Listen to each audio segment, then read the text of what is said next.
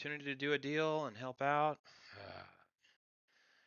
I'm going to look at my text messages now. I have one from an Owners Club member. Great seeing you in Boston. Ah.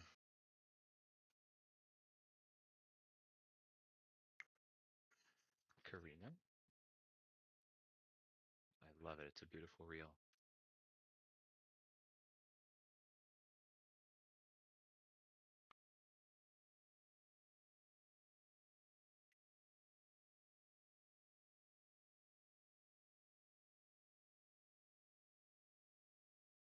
Great work. I just made a reel myself, and it took for freaking ever last night.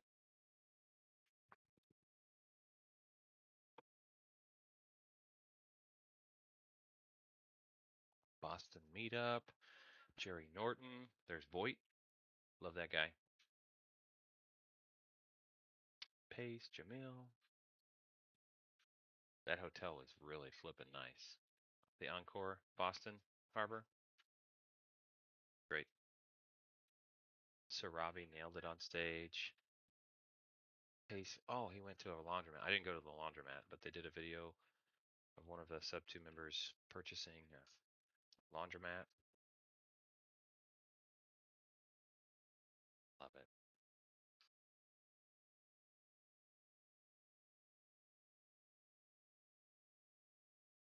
Great reel. Love it. Look forward to connecting. We need to get it better together about. Oh yeah. What's her contact info? Do I have her email? Sure do. I'm gonna send her an email right now about realtor agent training. Karina.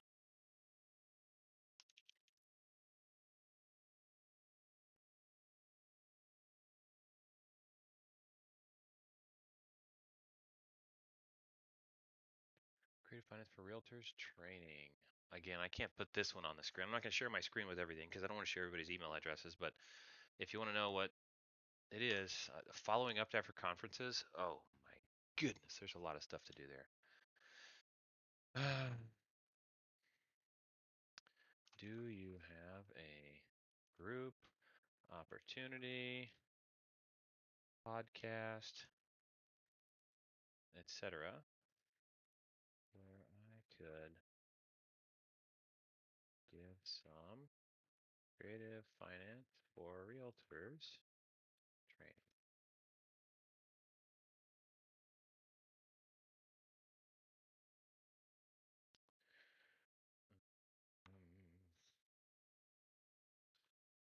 Stand by. I'm trying to delete as many emails as I can now.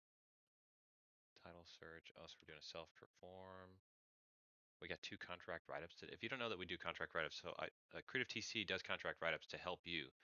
We're consultants, we're non-attorneys and all this stuff, and you'll hear this consistently, and you'll see it in my spirit. But the whole reason I exist as a company or have started companies is to help people do better deals and not get jacked and not do stuff wrong. And so we have a good contract template that I've taken to an attorney. Every once in a while, we tweak it from a lesson learned.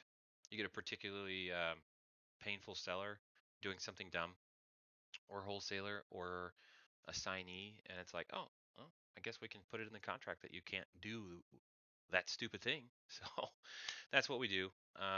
That's where the contract is like that, and we have I can't even tell you how many phrases and clauses we've got that are specific to whatever your deal is. So if you come in for a contract write-up, Danica is probably the one that's going to end up taking care of you. She's supported by Susan and Marcelo and me, but basically I made copies of myself in the contract clauses. And so you come in, hey, I want to put 123 Main Street under contract. You give us the info. We pre-fill the contract and interview you about what is it that tell me the story behind this deal, and that helps us understand what it is that you're going to be after, looking for, and what clauses that we've done. Special seller finance terms. Do you want to close as a contract for deed? Do you want to close in a trust? Do you want the option to do so? Are you holding it? Are you wrapping it?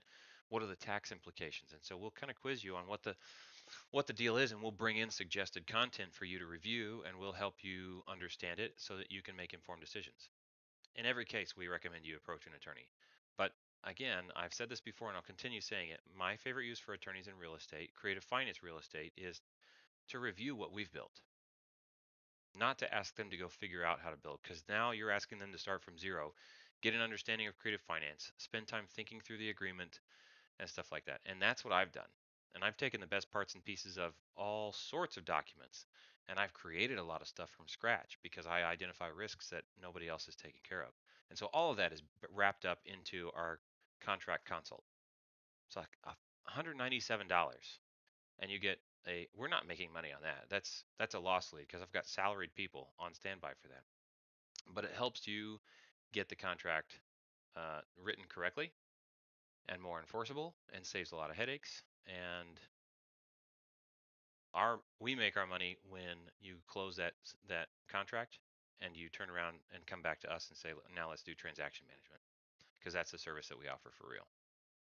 Anyway, I love seeing it. We get like, I don't know, 3 to 6 per day. Sorry, software notifications.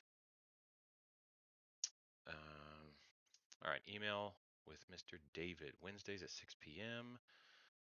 about DOSGuard. Aha, Mr. Marsh. Yes, let's do it.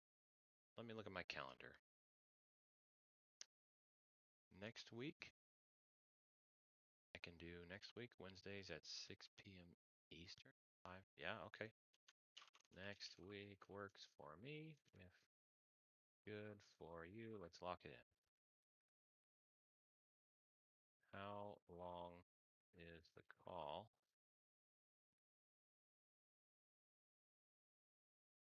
Cool. So my job for DOSGuard is basically be the face of it. Get out there, get in front of people.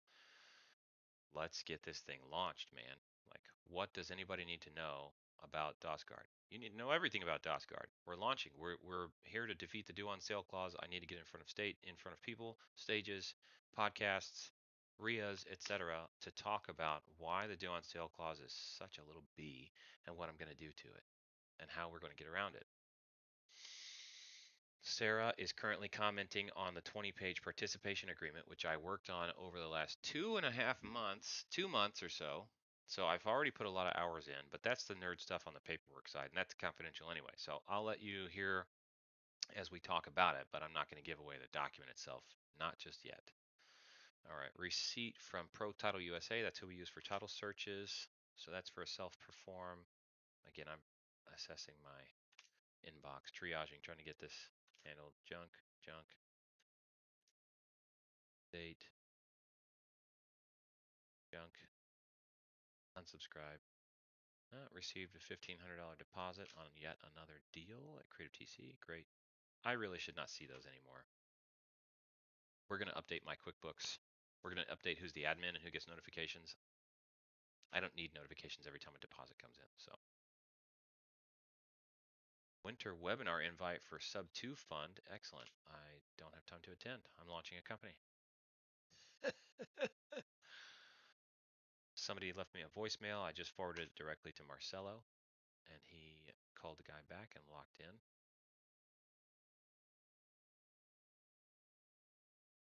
I'm trying to register. Yeah, I had to support Squad Up Summit or call Squad Up Summit to get my tickets as an owners club member. I've got tickets to go, and my little coupon code didn't work.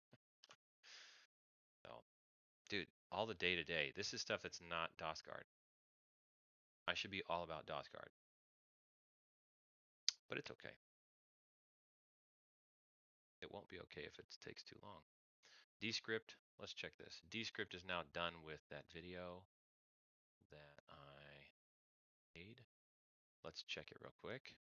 If I can take over a 3 or 4% mortgage, that mortgage has willing to pay on interest rates more than 4%. Yeah, exactly. And so you, without even having to be a property manager, without having to be a landlord, you're selling to people who are going to live in the property and take care of it. That scenario I told you about, that's called a wraparound mortgage sale. Oh, that 14-minute video? Absolutely. Get a better idea, and then of course we need your help. Excellent. I need more stuff that's more than 10 minutes, so that's great. All right, so that's ready to drop into the tube. Studio. You ever want to know what the YouTube studio looks like? Dun, dun, dun, dun, dun, dun. I do not have enough subscribers. Help me out. Help me out. You have an opportunity to do something good. Content, create, upload, select, realtor call. You see, I already edited that in Descript. Realtor intro to creative finance.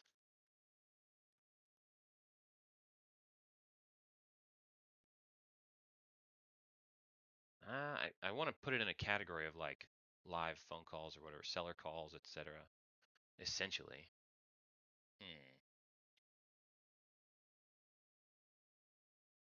Do I have calls? No, I have too many things. All right, new playlist, just cell phone calls.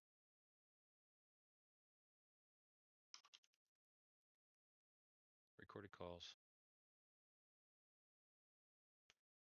Recorded phone calls. Public, date published, new SO. Create. Excellent. Playlists aren't that big of a thing, but sometimes people like to follow a similar topic. And so if you just like listening to live calls, I'm going to drop them all there. I don't have a cover image for this yet. I'm pretty raw with YouTube. Just rock and roll, upload, and I'll come back and fix stuff later. I just need to pump content. Next, public. Sure. I have a social media posting tool, but I didn't use it because I'm just trying to get this uploaded.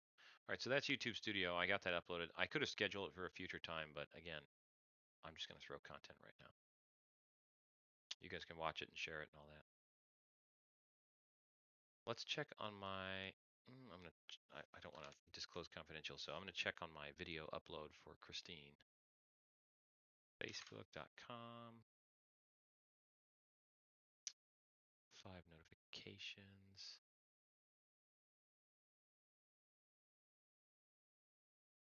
Someone says this is a great way to help others. I'm sure someone in our community will be able to help this lovely lady. I used PaperStack as a backup to purchase a note last year. I'm not in the market for a note, but there are plenty of buyers on there. Yeah. Love that you're helping solve this with the seller. Wish I could help more personally, but hoping a more qualified person can jump in. Got a bump. Tagging a couple of Georgia buddies. Thank you for sharing. Can you share info on the borrower guarantor and also who's the tenant? Also, it's minor, but who's paying the servicing fees? I've been ACHing it directly to my seller. Servitude at its finest, be the change you want to see. All right. Thanks for sharing. I like video responses, so I'm just going to record right here, right now, a video response. Jim.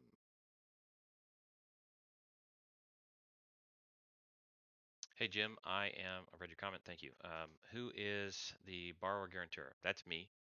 I've got like a 790 credit score last I checked. So I'm personal guarantor and the borrower on that. We bought it to help the seller on seller finance, thinking we could wrap it more quickly, and so misjudged the market. We put it with a property manager, so now it's rented. That property manager has selected a tenant. They are Section 8, I do believe. Anyway, it sat empty for a long time, and I just paid it. I'm the one that pays it. I've been paying it through ACH. We can set up a servicer if you want, but I've got it on repeat auto ACH. So that's how we're doing that. What else can I answer for you? Good questions.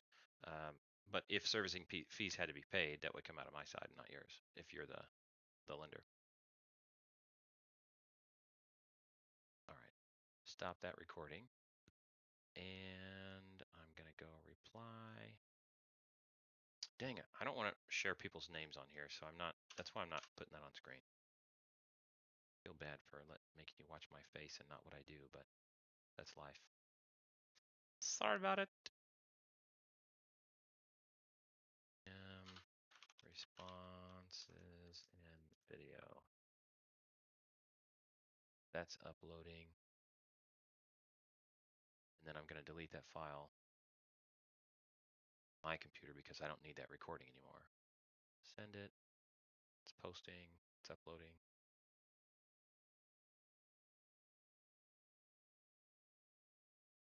Oh, you know what else I need to do?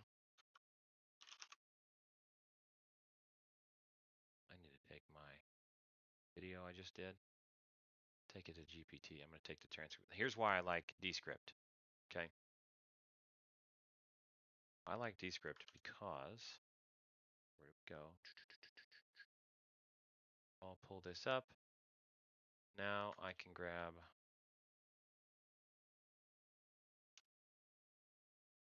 Control A, Control C, minimize. Oh, wait, does this have a tool? Underlord, does this have a tool to summarize? Summarize. YouTube description. They're building one.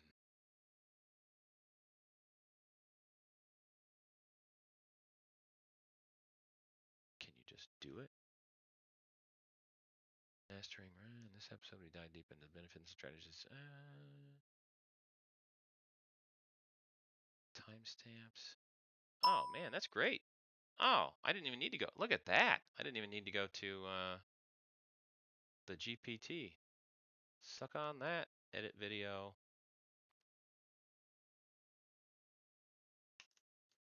Bing. Mastering wraparound mortgages and creative finance for property investments.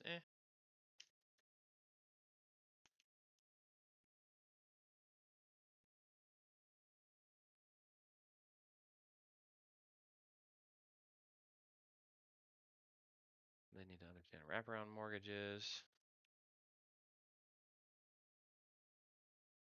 Oh, I should also link the thing I said I said I was going to send her an article. Creative TC.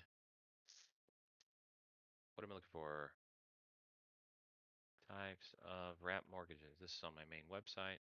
Copy that link, drop it in here. Article. There we go.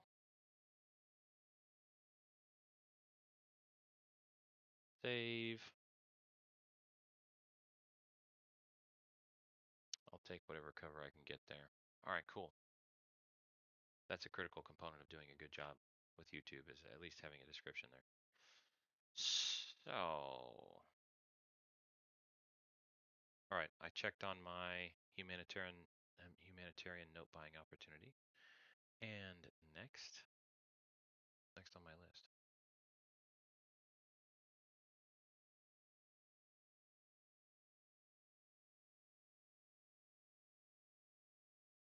Please authorize credit card payment in the bank. Oh yeah, you guys weren't there for that business meeting, but I'm gonna log into my checking account real quick. I use Chase.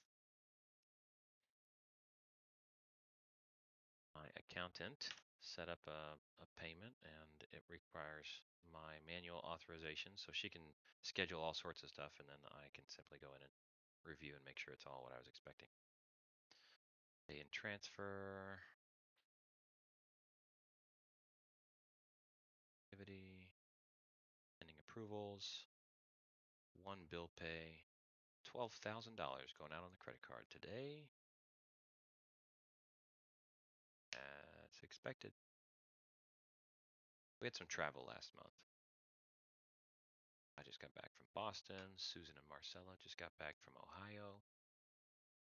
The National RIA conference. Done. Give her a little thumbs up.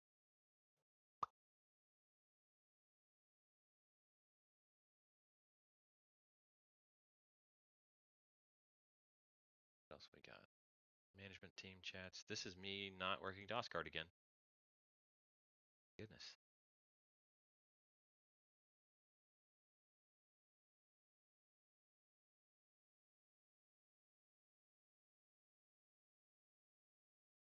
Team management pieces. Okay, let me find Sarah. Oh, did I show you guys how Zoom works for me? I don't think I did.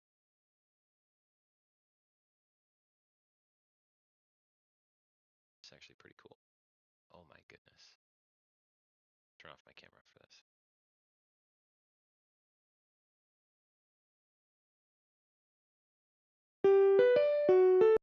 Yes. Thank you. I already know I can join with computer audio, you little creep. Testing. Yep, there we go. All right. I'm going to turn off my video feed because that's killing me. Goodness. All right, so in Zoom, we do this. We have our offices. I've got my whole team accessible here. So I need to go find Sarah and join. I'm going to change the video feed here before I do that because it's going to be confusing to have like 14 of us. But can join Sarah anytime and start talking about DOSCard. Join, yes.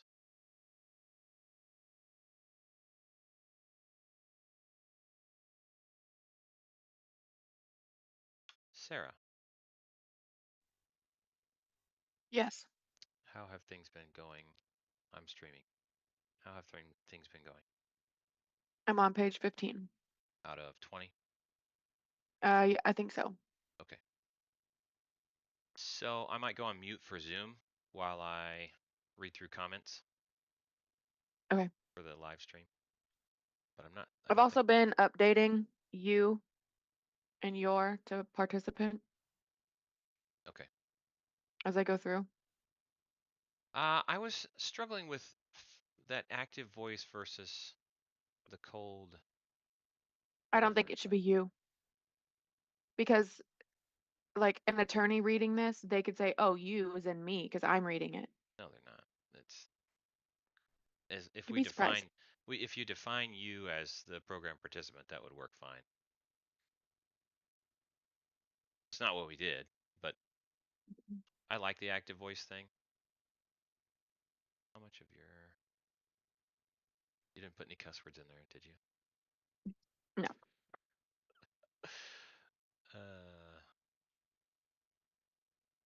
I think I want to show the comments and me typing it in response to the comments. I just don't want to show the content because that's the copyrighted secret sauce for the company. Okay. And I'm making comments as I go. It's like, should we reference this? And then I'm like, oh, this was referenced later on, kind of a thing. Yeah. Okay.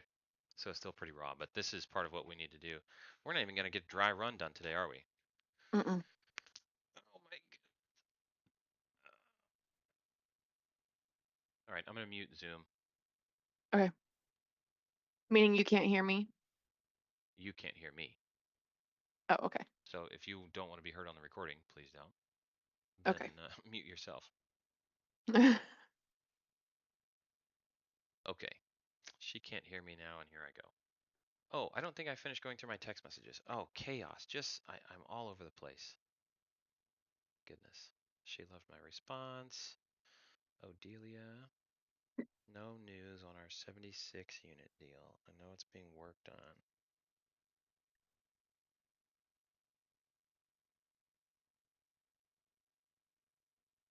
No problem. Period. I really want to see.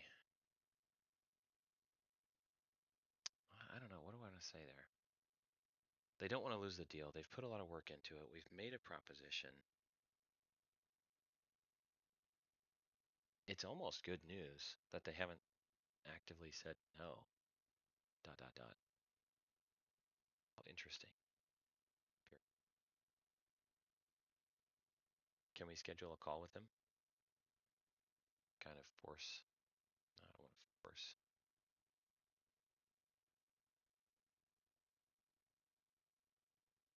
Broker sometime this week? Question mark.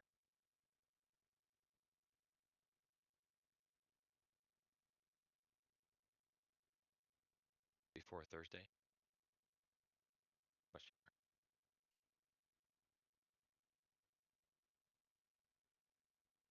Sellers don't want an LLC takeover. They want. It's a sub 2 deal on a commercial property. It's going to get called due on sale. Because they already talked to the bank. Mm,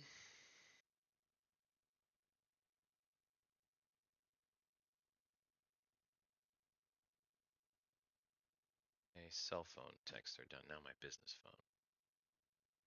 And why am I doing this? Because it's part of conference follow-ups and it's part of doing what needs to be done to start the business because getting on podcasts is one of my main things I need to do. Sarah's looking through the agreement and I am working other angles. Tomorrow, actually kind of busy. Wednesday is open. Ah, yes, Connie. the applicant. I would love to find a way to add somebody to the team. So, schedule a call with her. Open from noon to 3.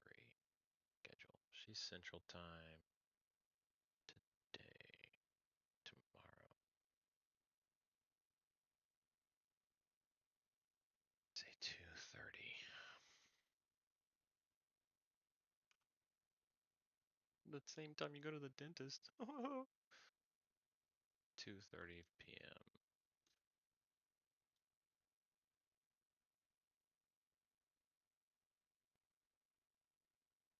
What's your email? And I'll send an invite. Excellent.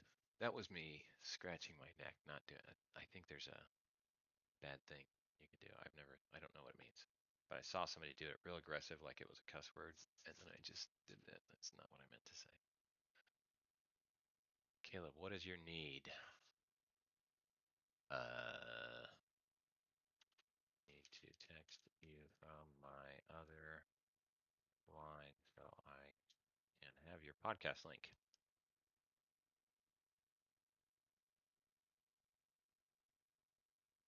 Switch over.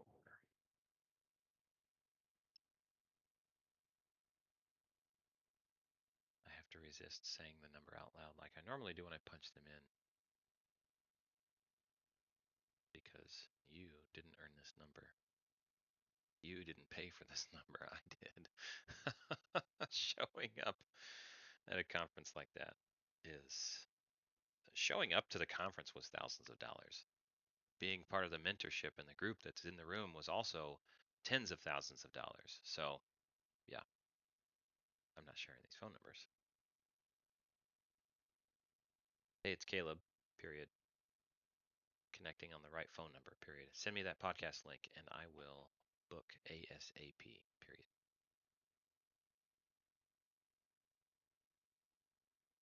Excellent. Conversation from my other phone because I don't need mixed up.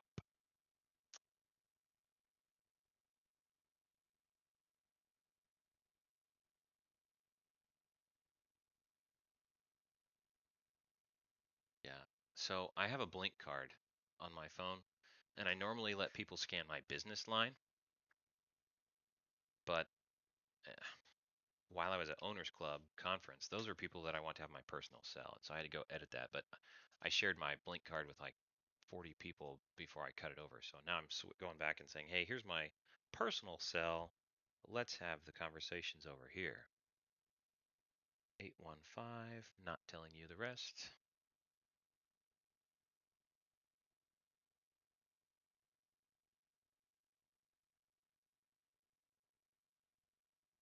Hey, Nick, this is Caleb, period. This is my personal cell, and I would rather communicate here with anybody in Owners Club, period.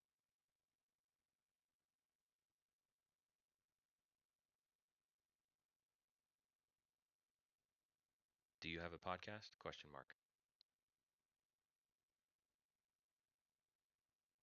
Excellent. Oh, I gotta add him to my contacts now.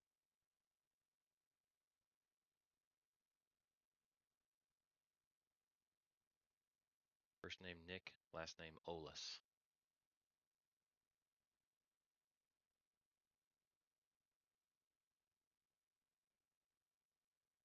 Mobile.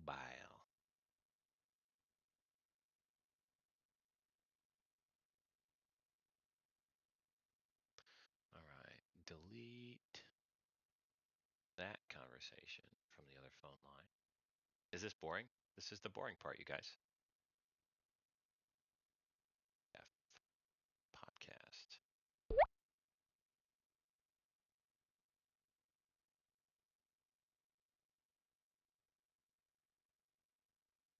And switching over to 208. Get to know the rest.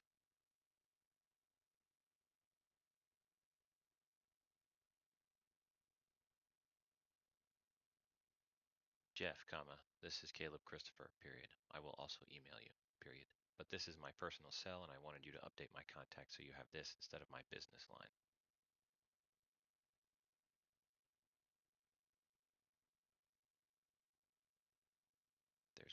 email. Let me send him an email because he offered to put me on a podcast. Compose.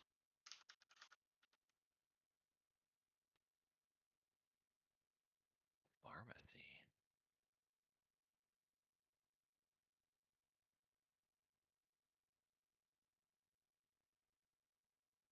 Yeah. Let's get scheduled for podcast.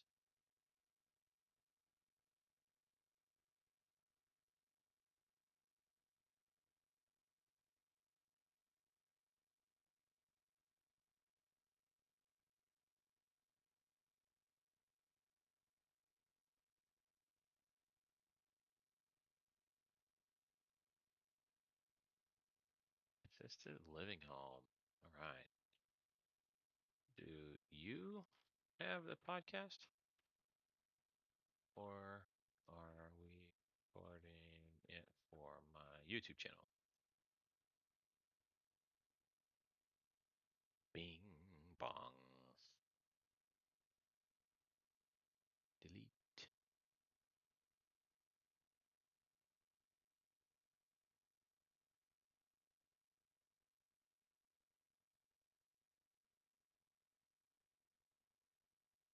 Mr. Dan. Same thing. Fourth verse.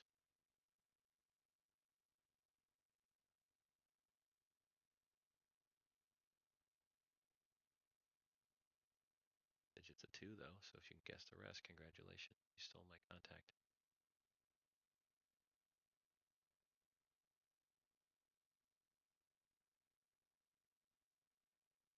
Caleb Christopher personal cell phone.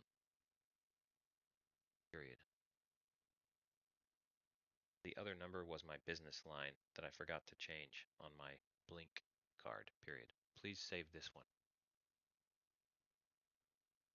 as it is exclusive to people in Owners Club and who I know personally. Period.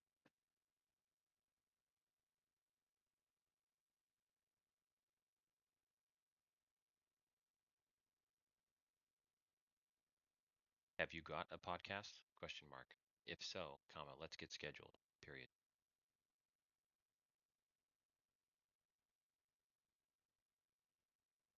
That person has an Android. And that's okay. I love my Android. But you know how some people are like, I'd go straight for him or her. I'd go iPhone for Pace Morby. It's just what it is. It really is. New contract write-up came in, baby. Tell somebody else about it. Tell somebody that we have these contract write-ups. This service is incredible. You don't understand the value. I promise it's way more than most people understand by a long shot. Would not believe how valuable it is.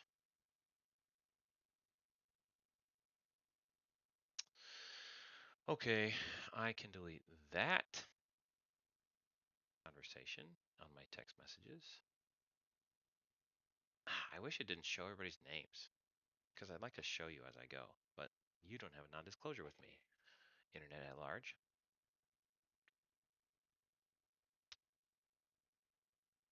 Tiffany. Pleasure sitting by you. Thank you so much. I'm wondering if I can book a call. Cool. New message. EO3.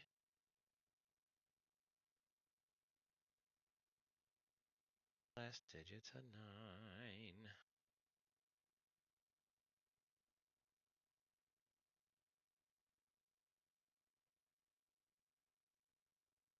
This is Caleb Christopher, personal cell. Period. I accidentally let you have my business line, comma, and as an Owners Club member, comma, you deserve better than that, period. Haha. Save me at this number, please. Next topic, colon. Whose podcast are we going on? Question mark. Do you have one? Question mark. Share my name and photo. Save the contact. Create new contact.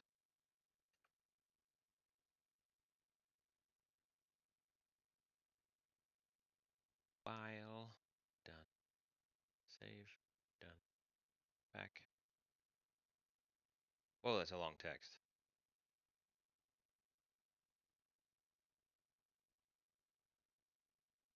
Came to me was I want to do a podcast with every single member of Owners Club. All right.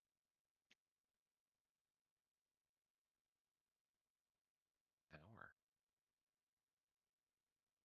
Switch interview roles, 20 to 30 minutes each. I like it. Both YouTube channels, really easy need in the community. I love it. Looking for technical help as hardware that could work. Okay. I love it. Let's make a video. Like Pace said, let's make content out of our meetings and our lives, and I think it would be amazing. What am I already doing? That's what I'm already doing, Jeff. Thank you, Pace, for pushing us to do it. So yeah, let's talk about the hardware and software we use to do what I'm doing right now. Dang, he's on Android. Can I send a voice memo? This is a test voice memo. Do you receive it and can you listen to it? We'll see. If he says yes, then I'm going to send him some voice memos. All right, contract write-up. You know what's great about contract write-ups? You know what's great about contract write-ups? I'm not touching them. I'm not doing any of them. My Creative TC team is handling all that. Somebody said, tell me about yourself when I was at Owners Club last week. Oh, I run Creative TC. No, I own Creative TC. I dabble in it. As you're seeing today, I dabble quite a bit, but it doesn't rely on me to run. It relies on me for random miscellaneous stuff. I'm my own admin assistant. Oh my goodness.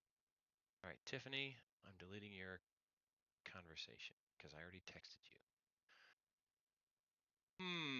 Oh, got an email back for the interviewee.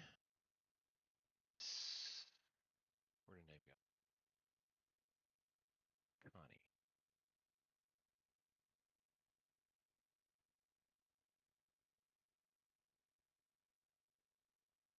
Maybe I could. Oh, you know what'd be fun? Is I could do like a full-on screen share version for people who sign a non-disclosure agreement, and then they'd have to pay to watch my stream. Ah, what a waste. Waste of time. Contacts.google.com. I am a Google fanboy. Don't come swinging at me. Knock you right out. Connie, email address, paste. That is a. You know, people do learn a whole lot just watching me work, though. Just watching my screen, and I wish I could share it. Connie, you didn't give me your last name. Faux pas. Is that the right word?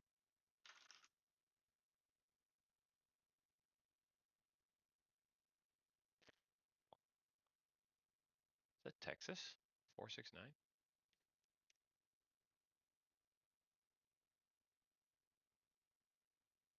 Thank you.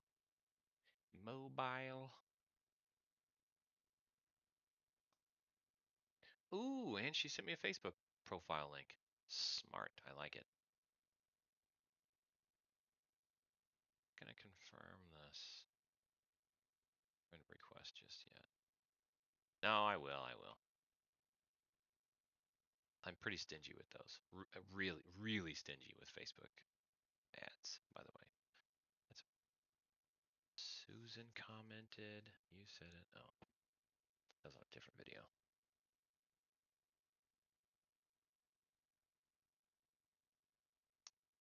4 people mentioned me in their comments. Due on sale clause help. In Caleb Christopher, I trust. Suzanne, thank you. I had the due on sale clause pulled on me too, and he took good care of me, bajillion% recommended. That's the highest recommendation I've ever received.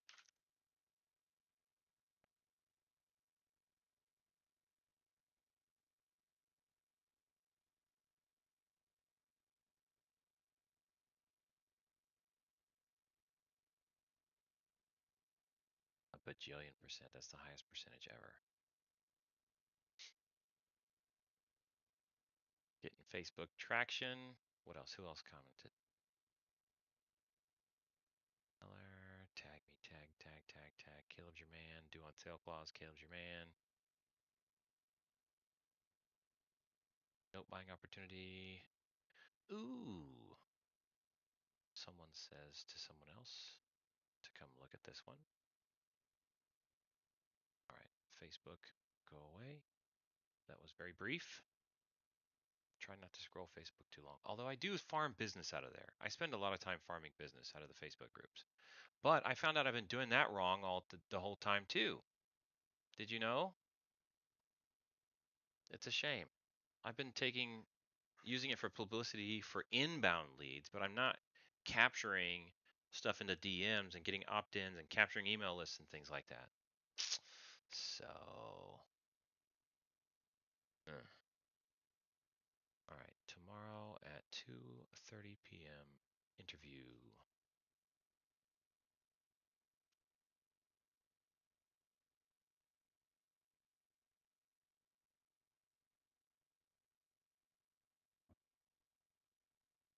Would people pay? How much would people pay to have access to a non-disclosure agreement side of my screen where they could actually watch what I click and type and all that?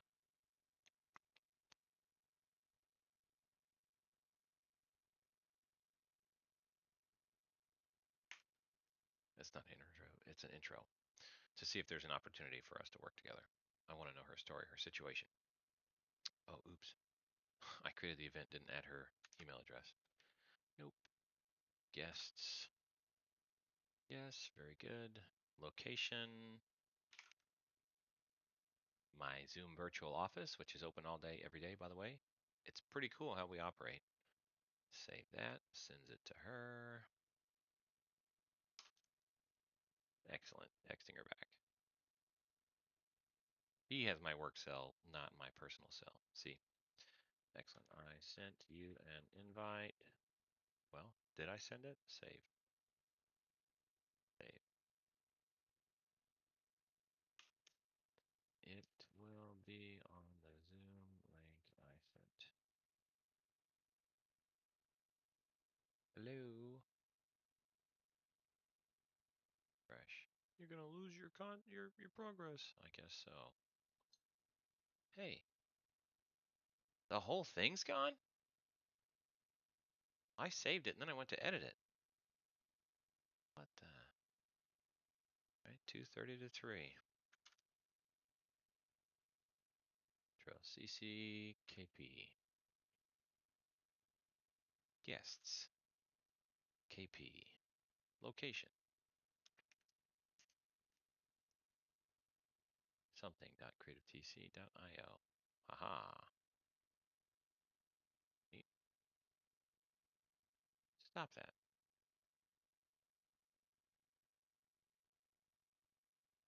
Yes, invite guests. Ding. All right. Mr. Robert, I need to switch you over to my.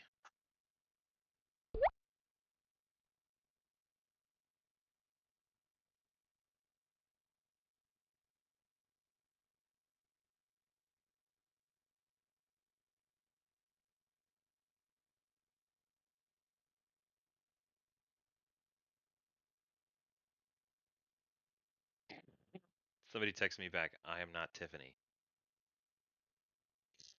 Just deleted her conversation from my text messages on my computer. I'm gonna look her up and say, hey, awkward stuff happened. Find her on Messenger. I'm sure I can find her on Messenger.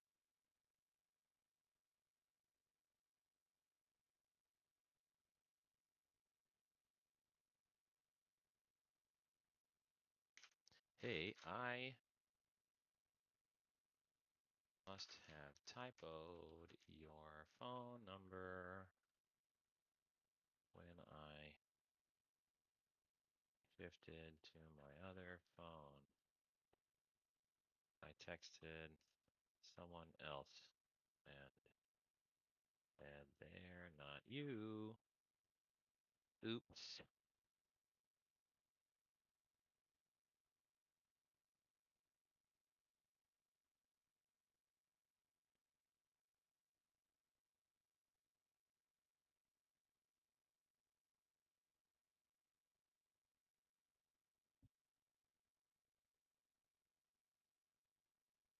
Hardy har har. The good thing about those Facebook groups is if you have somebody's name, you can connect with them that way, even if you lost their number. So we'll live. We'll be okay.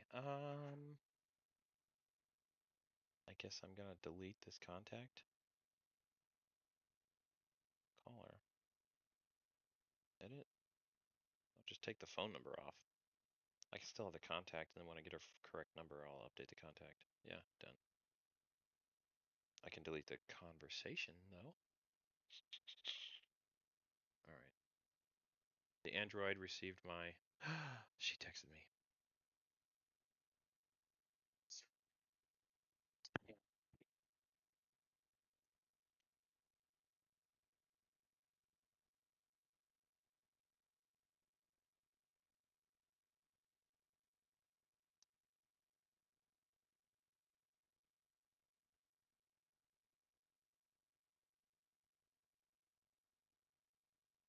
Yes, comma, I can hear it, period. But I can't listen to it faster than 1x speed, comma, which is criminal, period.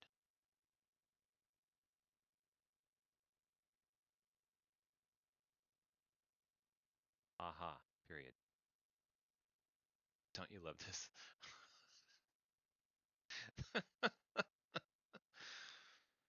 Okay, now what are we going to do? 100% to your idea, though, period. I can demonstrate all the technology and software that I use to record videos and edit them and post them and live stream them, period. I am a bit of a tech nerd, and so I'm pretty far ahead of a lot of people. I just don't have the $10,000 worth of equipment, period. And that's okay. That's actually what a lot of people need, is to understand how to do it without paying for a camera studio. Here's my email, period. Let's connect there to actually schedule, period. Phones are nice, comma, but email is where I live.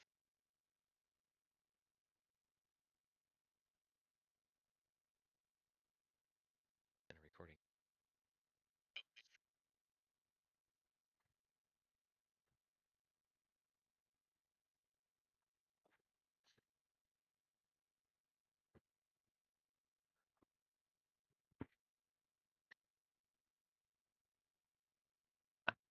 He spoke at 2x speed. Speaking at 2x speed is the magic solution, comma, haha, comma, thank you.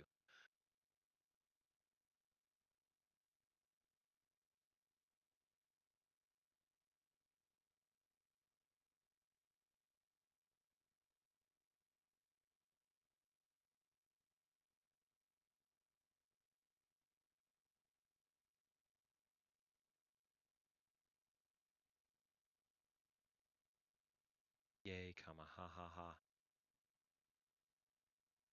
Let's schedule a podcast, period. Do you have one? Question mark. Are you starting one? Question mark. I have a YouTube channel, but not an official podcast.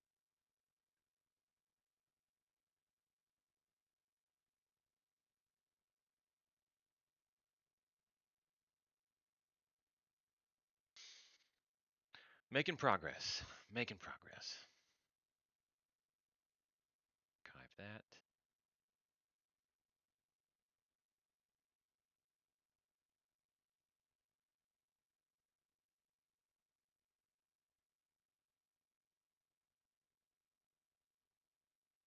Mr. Robert. I have a new person to text.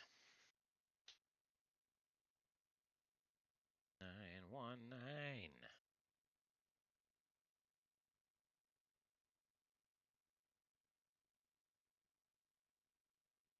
This is Caleb Christopher personal cell, period. This is what I should have given you in the first place, comma, but my Blink card has my business line on it, period. He's on an Android, and I'm scheduled for... I scheduled Thursday.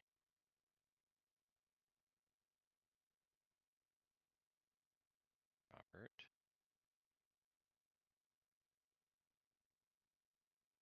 To meet with Robert.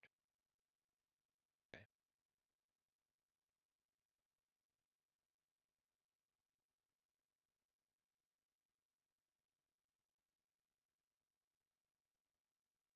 my schedule.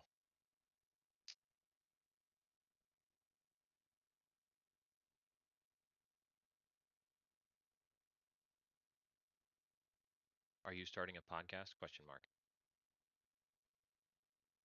We are already scheduled for Thursday to do a recording, comma, so I guess I can.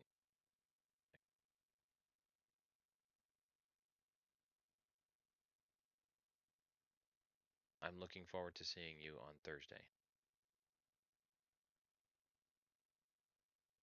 That's all I need. I do need to save his number. Save his contact though. Info, new contact, Roberto.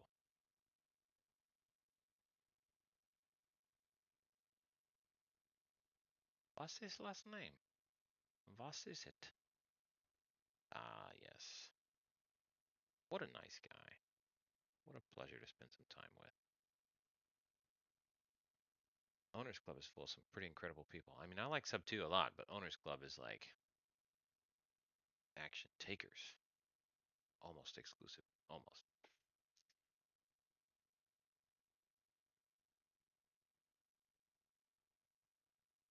That's a good photo, Robert.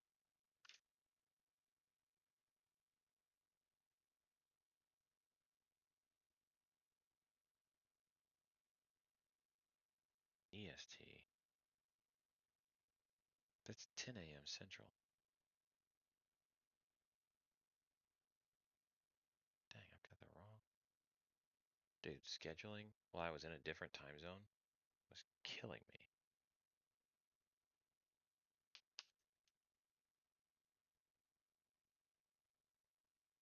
Ten a.m. 9 a.m. EST is 8 a.m. Central, isn't it? I got it. Oh my goodness. Dude, flying time zones kill me.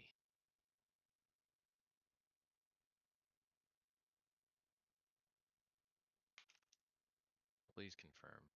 Yes. Okay. Thank you. Just wanted to get that clear. It is 8 a.m. Central, not 10. 8 a.m. Central to 8:30 Central.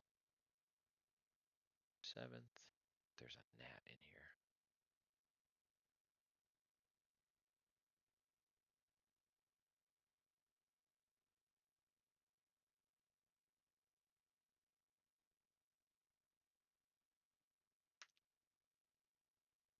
My mind was all not locked into the right time zone when I sent this. By the way, comma, I just sent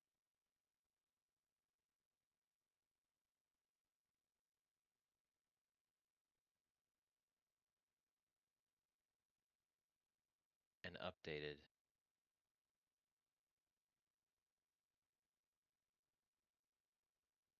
calendar invite. If you just watch me have like a mini stroke, it was because I have tiny text on my calendar and the event that I thought I moved was on the wrong day, but that was a different appointment that I set with somebody else and it was at the wrong time and I was like, I just moved it. You got to be kidding me. That's the fourth time I've rescheduled that one thing. We verbally agreed on a time. I sent the wrong day the first time, updated to the right day, wrong time the second time, updated again to the wrong time because of time zones, and finally I got it right. I think. Who knows? We'll find out. I am a bit scatterbrained in that regard. That regard.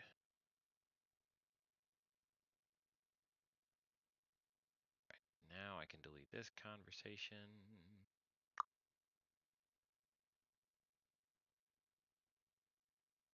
This is my mobile. Thanks for the call. I appreciate it. Who is this? Oh, don't need that.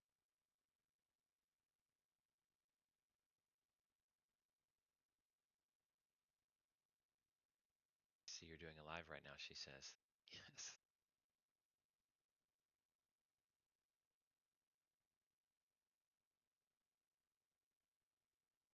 my job is to go live. That's how I should look at it. My partner and I are starting one. We'd love to have you on as a guest, though we've only recorded an intro. I don't believe it's been published. Does anyone else in our group have one yet? Ooh, that's a good question. I should start a group email. Dang, comma. That's a good question, period. I should start a group email as like a micro accountability group to make sure that we all either become guests or start podcasts. You see what I just gave myself another job that was not necessarily related to starting DOSGuard. This text message is related to getting scheduled and getting publicity. So that's one piece. But I wrote the names down. I'm gonna pull it up on the iPad and I'm gonna message each one of them real quick and say, let's all have, and then I'll just occasionally send an email. We'll be okay. Owners Club. Everest. Dude, the amount of notes on here is massive. My team. Robert, Jeff, Tiffany, Giovanni. Oh yeah, Cassie, Nick, and Dan. See if I can find them all in my email because we all should have exchanged blinks.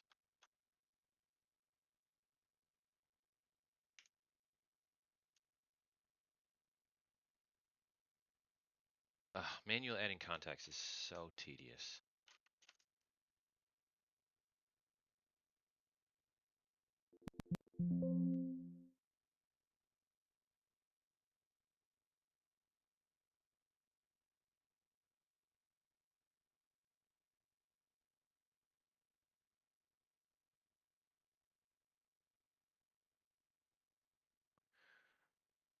Great contact.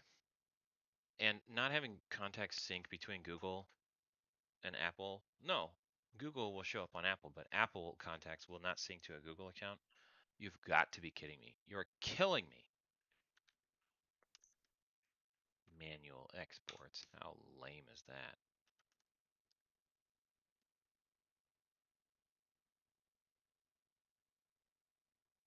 Caleb, did you see the chat in YouTube? No. Someone asked if you do LLC contracts. Like LLC purchase contracts?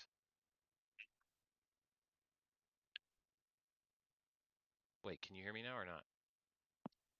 Yeah, I can hear you. Okay. LLC purchase contracts? I don't know. They just said, are you, or do you do LLC contracts?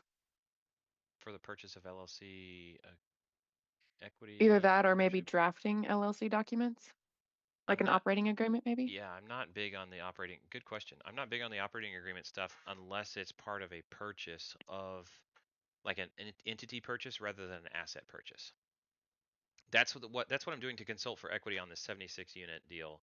If it goes through, great. If it doesn't, such is life. But I'm consulting for equity because I'm going to build the documentation that includes basically the promise to pay and the performance objectives and timelines and default and remedies and cure period and the effective deed in lieu of foreclosure concept written into an LLC operating agreement.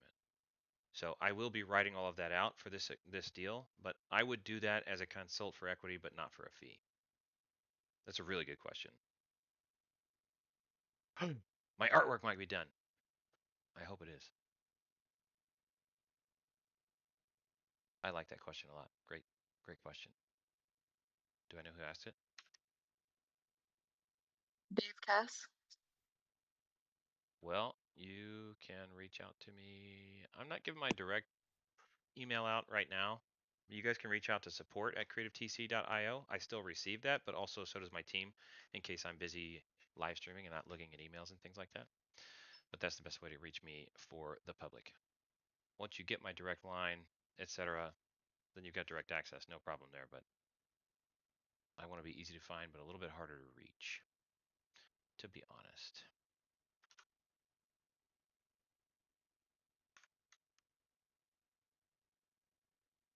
So yes, if you have a deal like that, good opportunity. I'm going to remute on Zoom, Sarah, unless you have another question. No, that was it. Thanks. You guys, managing 4 monitors, 1, 2, 3, 4, 5, 6, 7, 8, 9 windows open is insane. Just want to let you know that I'm working hard and I love you.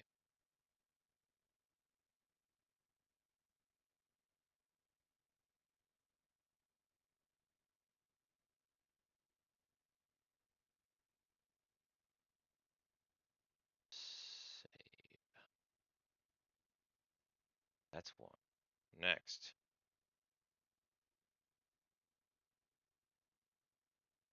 Gotta create the next one. Jeff with the Android.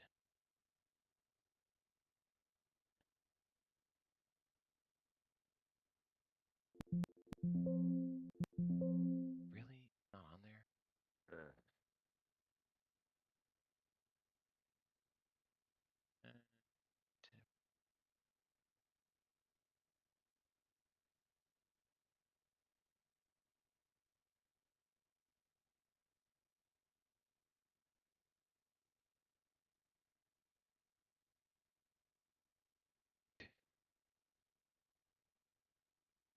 Sure, this is actually the Jeff I'm thinking of.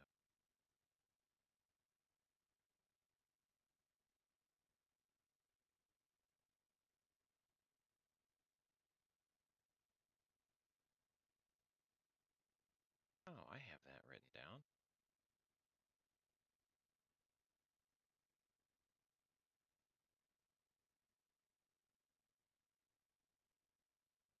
Done. This. What a pain. iPhone, your contacts from text.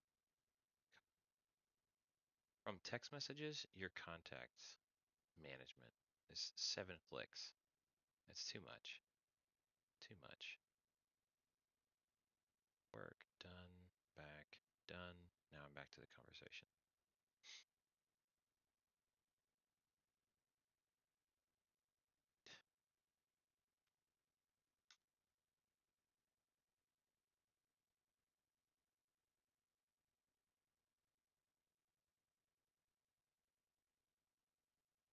Yep, 2 times there.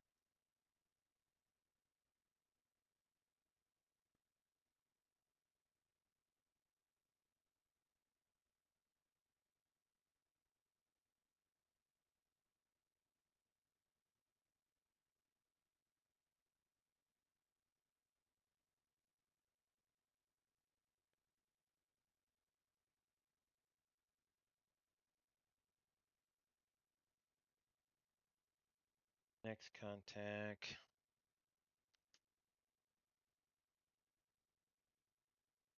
Create.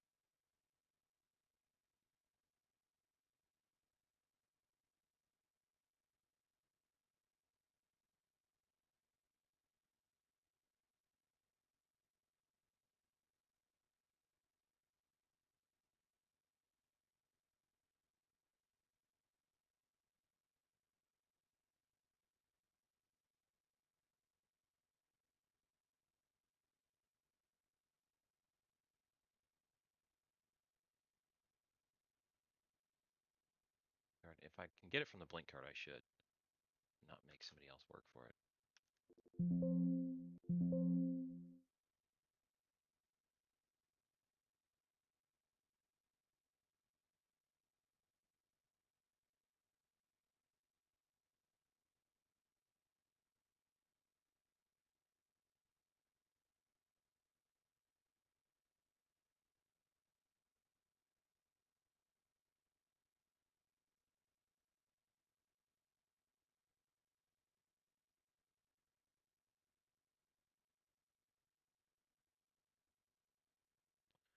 There's Dan, so I don't have to ask him for his email.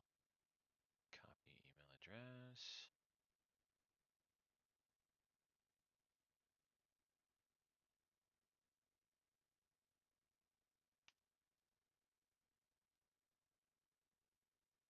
Oh, .ceo email address, huh?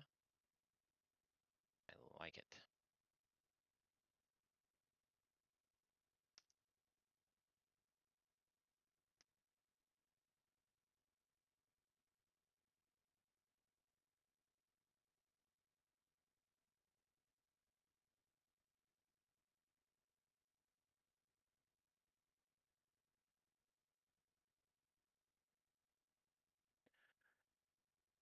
his email address.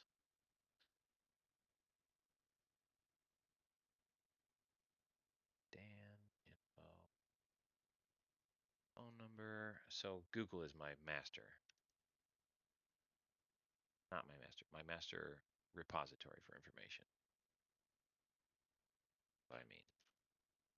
I don't use Apple as my core of contact storage anything.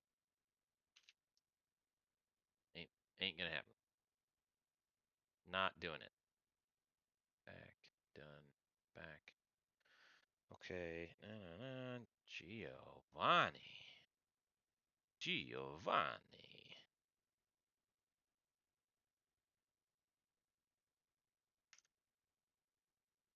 Yep, found him.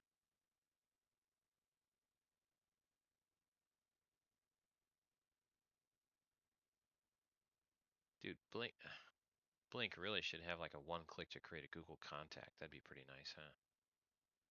Contact.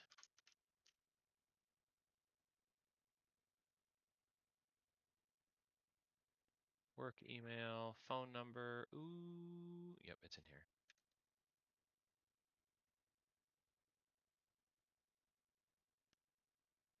Mobile.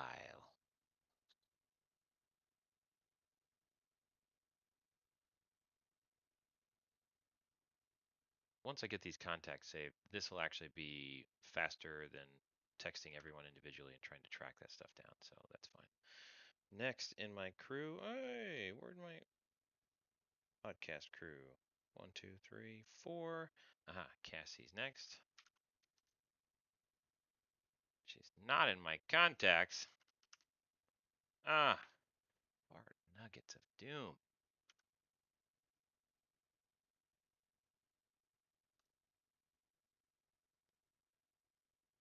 But there she is in my email link card. Email Cassie.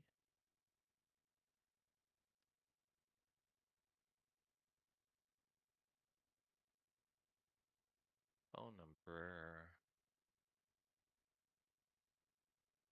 Colorado. Mobile. Save. Delete her blink. Email. Mr. Nick. Dang. Not already in my contacts. But he is in my link emails. Copy email address. Pasta. New contact.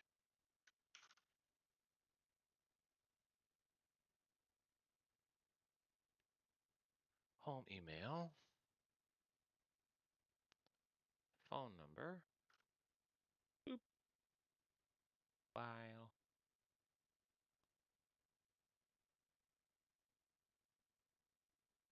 Copy his last name. Save. Delete his blank email. 1, 2, 3, 4. 2, 3, 4, 5, 6. What am I missing? Bob, Jeff, Tiff, Geo, Dan, Cassie.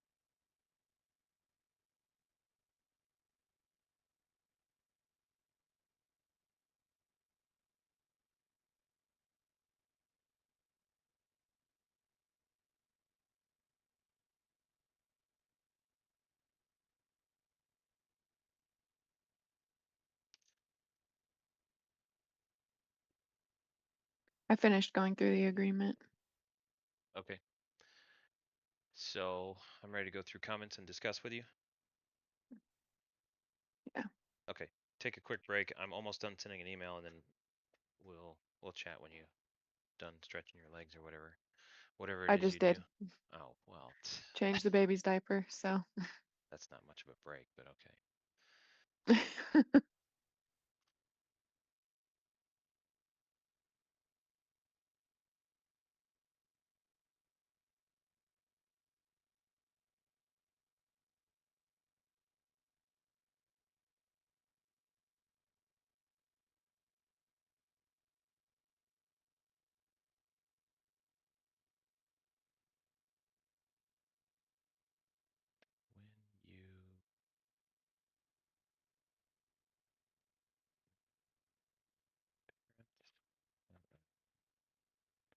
Remember, homework is not one and done. It's an example of what you're supposed to continue doing. Homework shows you how to do it once,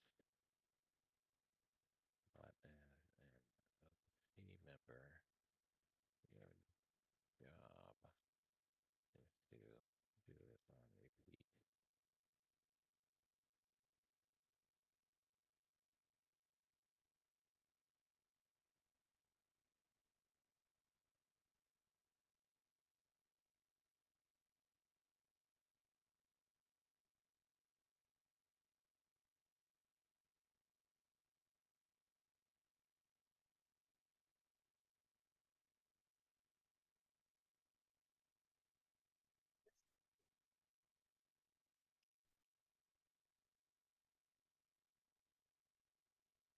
All right, if you need help.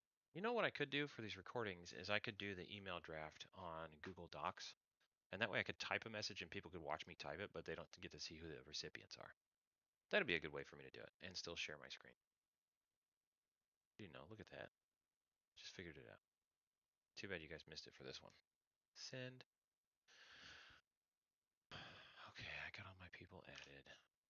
Got my inbox locked. Closed a bunch of cards.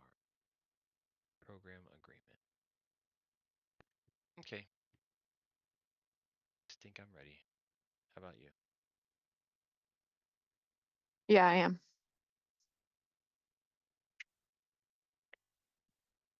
Can I zoom the page?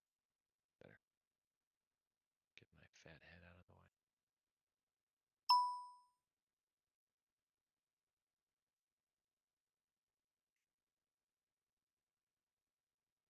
Oh, you? At the same time? Okay. All right. Top to bottom.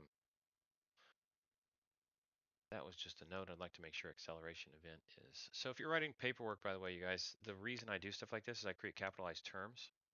Capitalized term being something you put in quotes. And so acceleration event is also going to be AE. But I still, as a matter of good form, I still want AE to show up every single time, only after it's been used as acceleration event.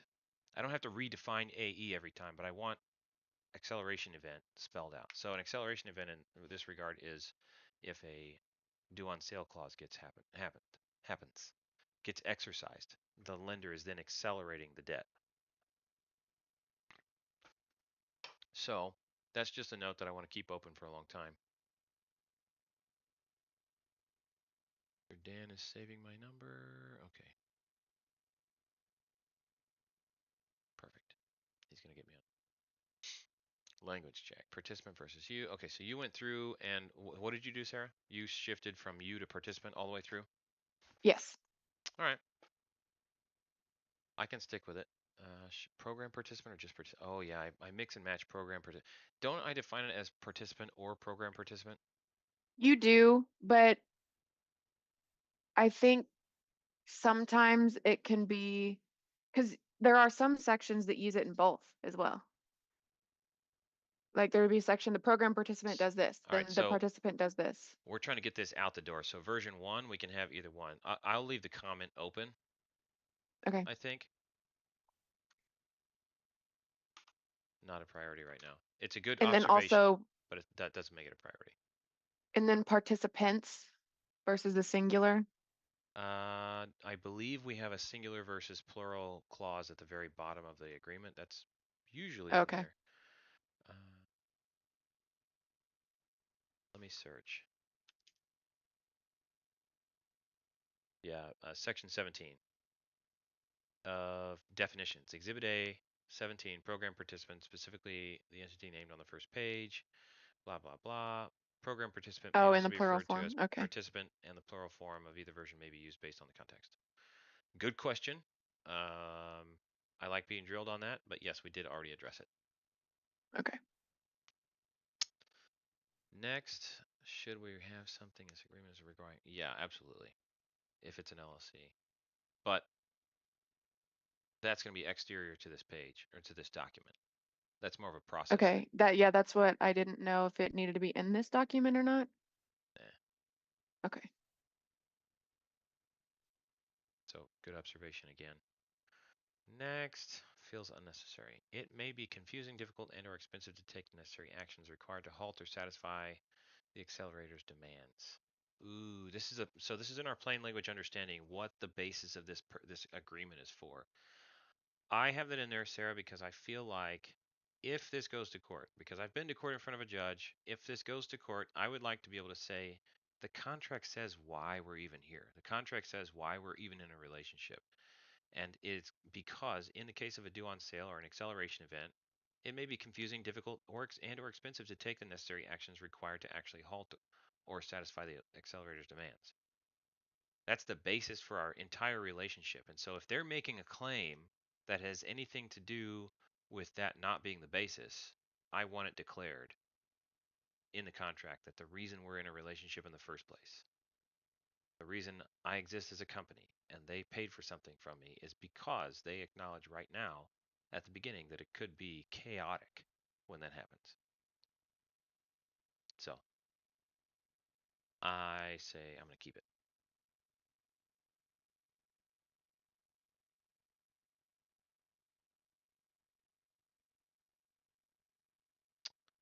Exhibit A versus here.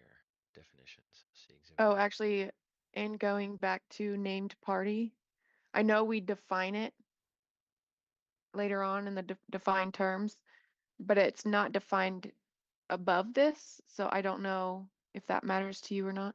That's actually a good chat GPT question. Let me pull it up. I'll put a note, a comment on it. I'm going to do it right now. Yeah, but go ahead.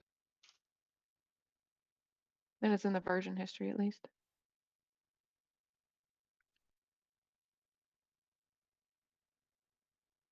DOS guard, close bar.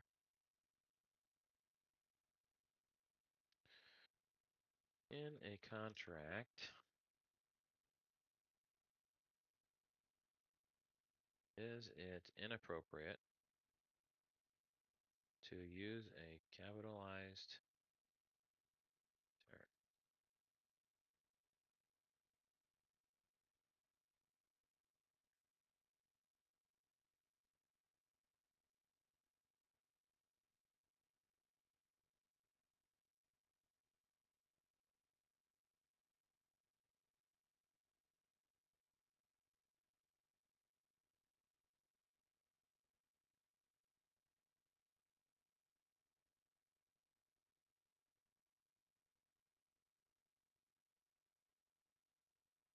I'm thinking it's not going to be a major problem. I agree that if you can define it beforehand, great, but I didn't want a definition section that was 2 pages long before it got to the actual content of That's the what and my next comment was for actually.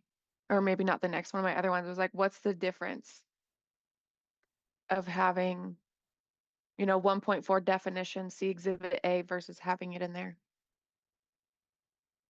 Because it's still the same number of pages.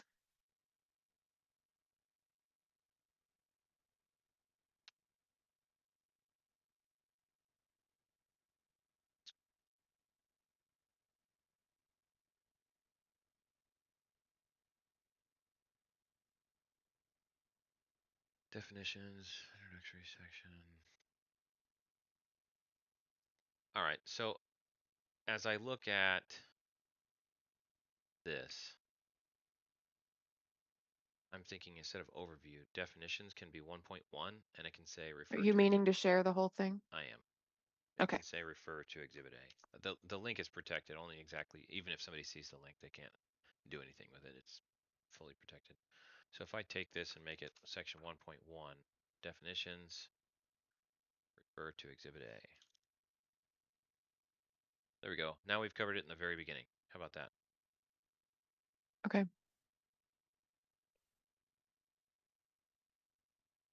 Good question.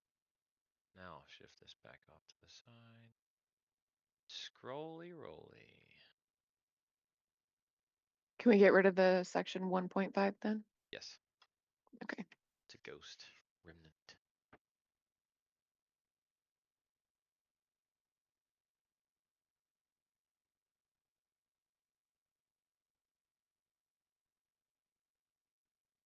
What do you mean by this comment when I'm reading section 2? So Also, as why you is there get an into, asterisk on the beginning of program benefits? I don't know, there's asterisks before a couple of the sections, and Oh, I put a note, I okay. put comments in there. I just Okay. didn't do it for this one. Good. Um, so when you are explaining that entire section Oh, of okay. program benefits, you already explain all of that. So it's like, I don't know, maybe this is just college paper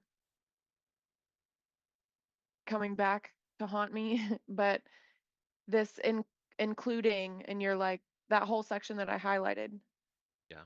is basically each section below. Fair. So Program I didn't offers a know, variety of ongoing benefits. so I didn't know if you could just ongoing benefits and participant acknowledges that the scope of benefits extends. And then, because that whole sentence, part of the sentence that I highlighted is down below anyways, in more detail. Hmm, I think I agree. So if I backspace that, we're down to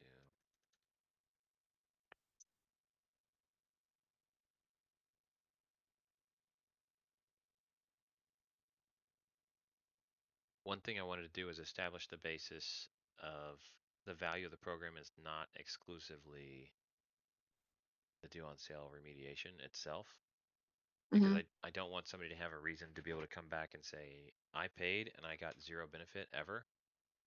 I'm going to say, Okay. no, we provided training and other remedial things that were of value anyway. And you're purchasing the membership and you're purchasing the program, not just the guarantee that the due on sale won't happen and that we can fix it.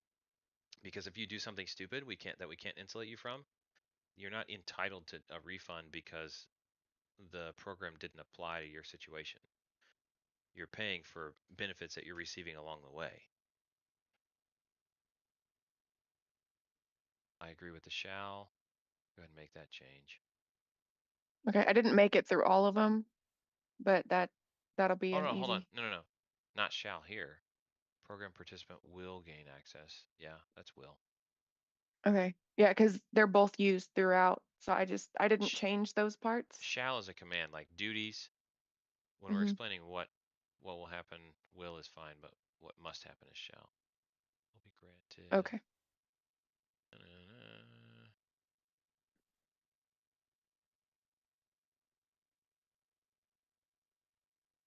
You're saying they need. Instead of participant may receive, be like participant can opt in or may opt in or reserves the right to opt out, something like that.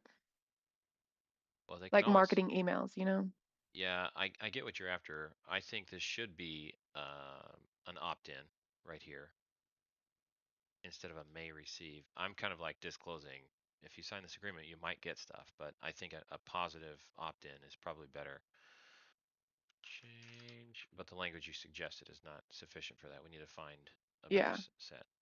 Language to be an active opt-in rather than a passive notice that they might receive stuff. And our partners. All right, so that's unresolved, that's open.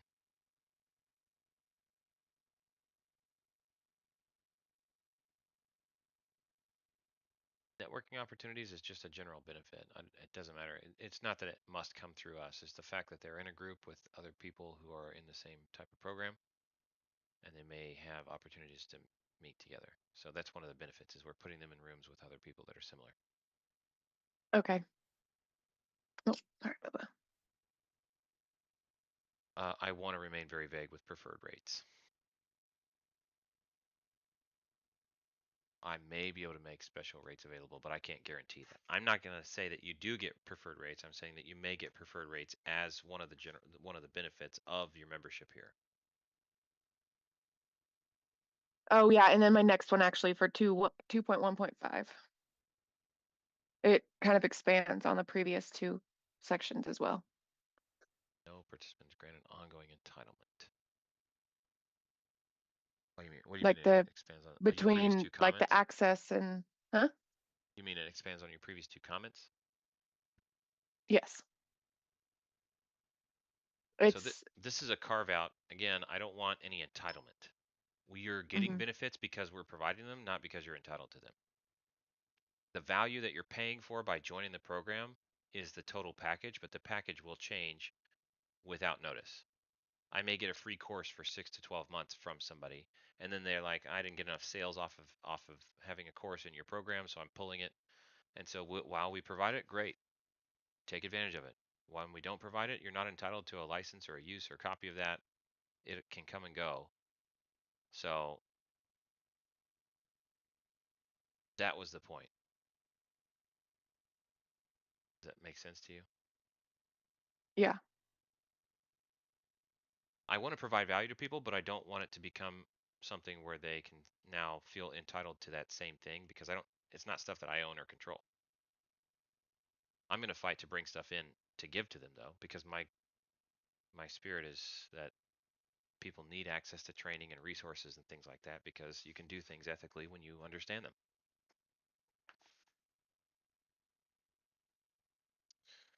Remediation.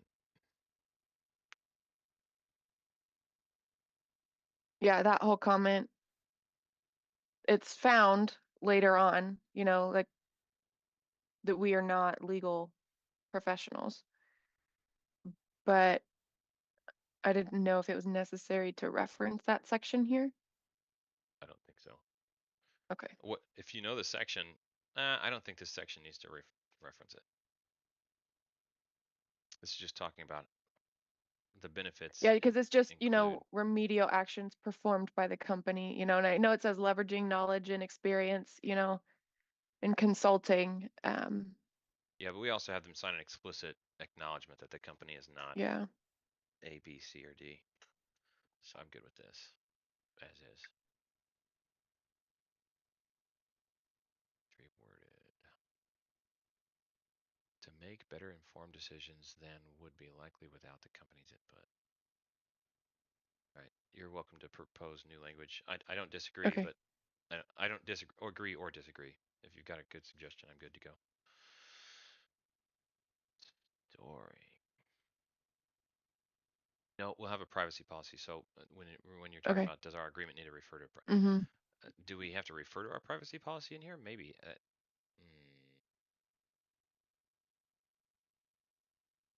Because I know if it was me as the participant, I would be concerned with my information and how it's handled.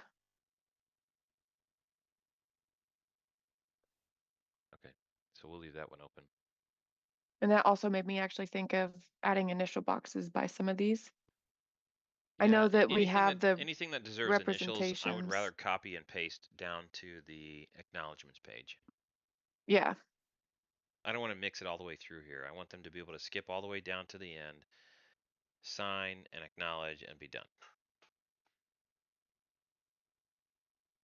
People are not buying this to use it. They're buying it to hoping not to use it. Okay, term and termination. Term shall commence on the effective date and will continue until the covered liens are released or the agreement is terminated by either the company or the program participant. Doesn't this conflict with ongoing benefits? Yeah, because earlier, I don't remember which one it is. You reference, or not you, but this agreement references ongoing benefits past the remediation. And then also there are sections that survive the agreement So in the sections surviving are remediation. usually like restrictions on actions or duties to uphold.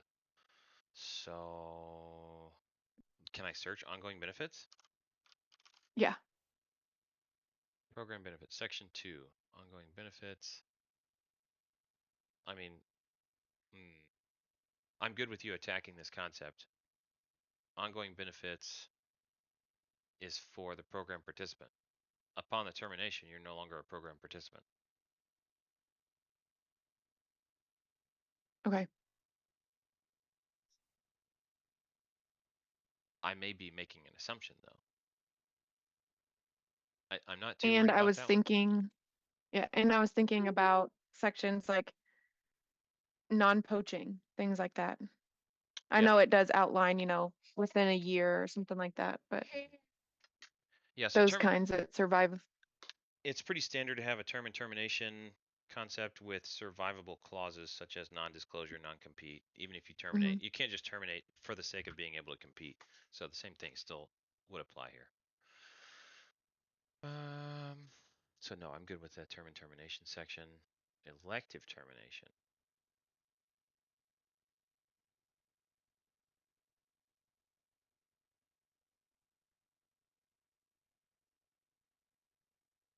I think I might, hold on a second. Oh yeah, okay. Hold on. Did I copy the wrong thing? This looks appropriate. Elective termination. Terminate without cause. I think, If the company violates or breaches the agreement, that their remedy is to sue. That's pretty much always. We're the ones who are providing a service, and if we fail to uphold our end of the bargain, you ask for your money back, you threaten to take us to court, etc. I think I was just thinking of like the sub 2 addendum or something like that, buyer representations and warranties, seller representation warranties, things like that for both sides. What about it? Because then both sides could see it outlined of what they can do in case of defaults, the other party defaults. This is between DOSGuard and the participant only. Yeah. So That was my line of thinking though. Oh, okay. So that first comment is basically null, but the next one, defaults, is in a lower section. Maybe it needs a reference. But yeah, I don't know if I meant to highlight the elective termination though. I think I should have done that for 3.1.2.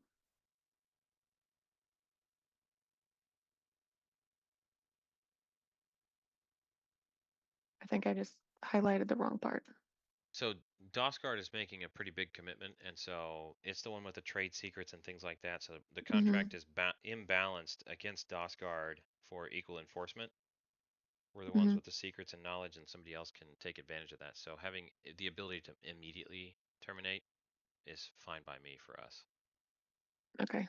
We can warn people, like we can voluntarily give a cure period, but I don't want to be mandatory to wait for cure period for somebody else who's violating our terms. Does notice include email? I believe It it does. does. There is an electronic communication down below. Is there notice Um, somewhere? yes, it does talk about notices.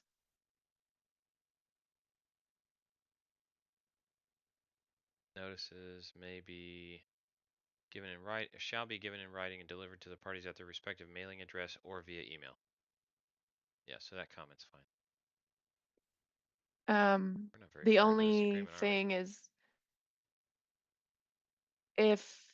because it does say that the participant throughout the agreement should send us copies of things or anything like that. And if they decide they want to mail us something, we can't receive mail at that mailing address. Yes, we can. We can, but it's not forwarded to us in a timely manner. Yes, it is. For DOSGuard, I'm paying for unlimited scans. Okay. Yeah, you didn't know that until now. Mm-mm. I wanted that to be solid. Okay. We're on page. Just above section 4. Yeah, mine scrolled real far. Defaults is in a lower section. No, I don't think it needs to be referenced directly. I'm good with this whole comment.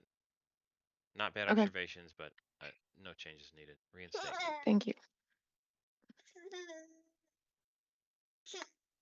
Oh, reinstatement. Okay, of participant reinstatement. Does that help if we In the change? program, reinstatement in the program. Yeah. This is, I mean, we're in section 3, term and termination.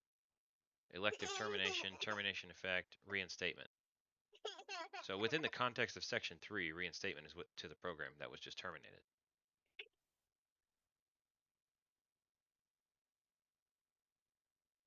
Participants seeking program participation reinstatement. Yeah, I think so. Is that capitalized? Program participation? I don't, I don't think it is. Program is no, I don't think capitalized, but so. participation would not be. Okay, good call. Resolved. This fee is considered earned in full upon a participant's enrollment in the program, regardless of whether or not it's paid in full upfront. Yeah, so the earned in full versus paid in full. So like you're saying once they start a payment plan or something like that, they've earned the benefits, even if it's not paid in full No, we yet? have earned their full payment due. Okay. Yeah. All right. To apply, they agree to pay a program participation fee. This fee is considered earned in full. I can say by the company, then it's not mistakable. That's fine. Yeah. Upon a participant's enrollment in the program, regardless of whether it is paid in full upfront. Oh, thank you. Capital C. I like it. Good call. Anybody watching, and I would be surprised that you're this far in, because this is boring, but you guys, some people want to know. This is the nitty gritty, and Oh, actually, we have another comment for the YouTube. where can I Oh, it's find not to this? this though. Oh. I Is had this? the live chat open for the YouTube and I could hear You see, when you were off Zoom. I'm not using StreamYard, so I don't have like consolidated comments. I'm using Switchboard. Oh, so you don't have like the actual YouTube page up? Nope. Oh, okay. Dashboard content. Where can I find my stream? Live. Can I open it here on my other Yeah, it says monitor? there's 2 people watching right now. I'm one of What? them, Oh, though. Yeah, it says there's 2 people watching right now. Yeah, I'm not sure how to pronounce that, though. I don't want to butcher it. They asked, do you guys have specific contract for land parcel purchases, or you just use your basic purchase and sale? fair enough. We use our standard contract. Our standard contract applies to land. Although I have seen somebody who uses a land purchase contract. I don't want to say land contract because that's a different thing. Land purchase agreement, and it's written specifically for like longer escrow periods and a few things like that. There's a ton of stuff in a regular PSA, purchase and sale agreement, that does not really apply to a land purchase. And so if it's not applicable, it gets ignored. So I hope that makes sense. That's a good question. If you email support at creativetc.io, no, I don't know. I don't think that person is willing to share their contract. Although you saw me use ChatGPT.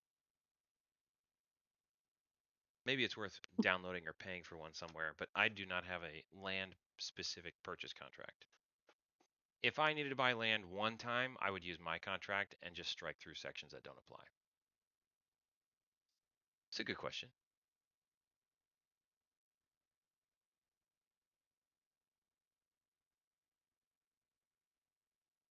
Okay, back to things here. May not.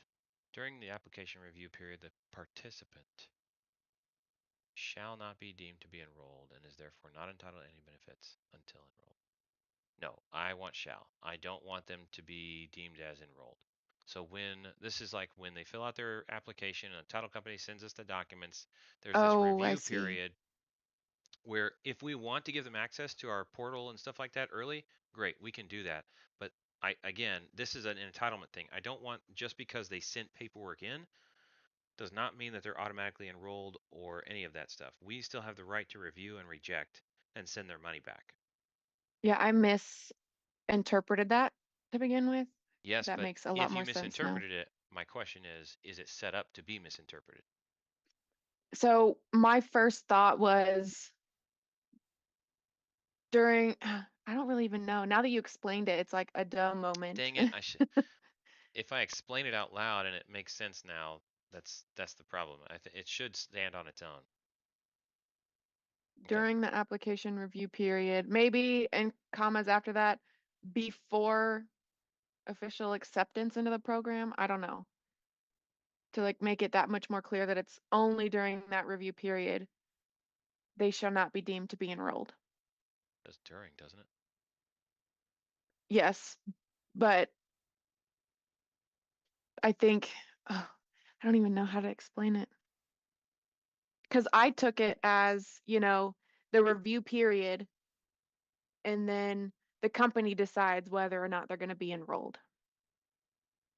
Yeah, That's how I initially interpreted it, rather than only during the review period, the participant is not enrolled. I think you're looking at individual lines without the full context of the section.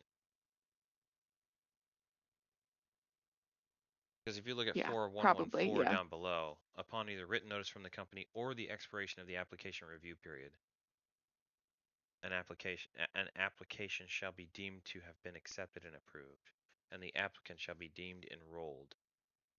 A program Well, I think my comment still participant. stands on that one Well, because that's not. I hadn't looked at the comment on that, but Oh, I'm okay. looking back at the first one where you're talking about the Gotcha. Okay. shall not be deemed enrolled. Yeah, and it says at the end until enrolled as well.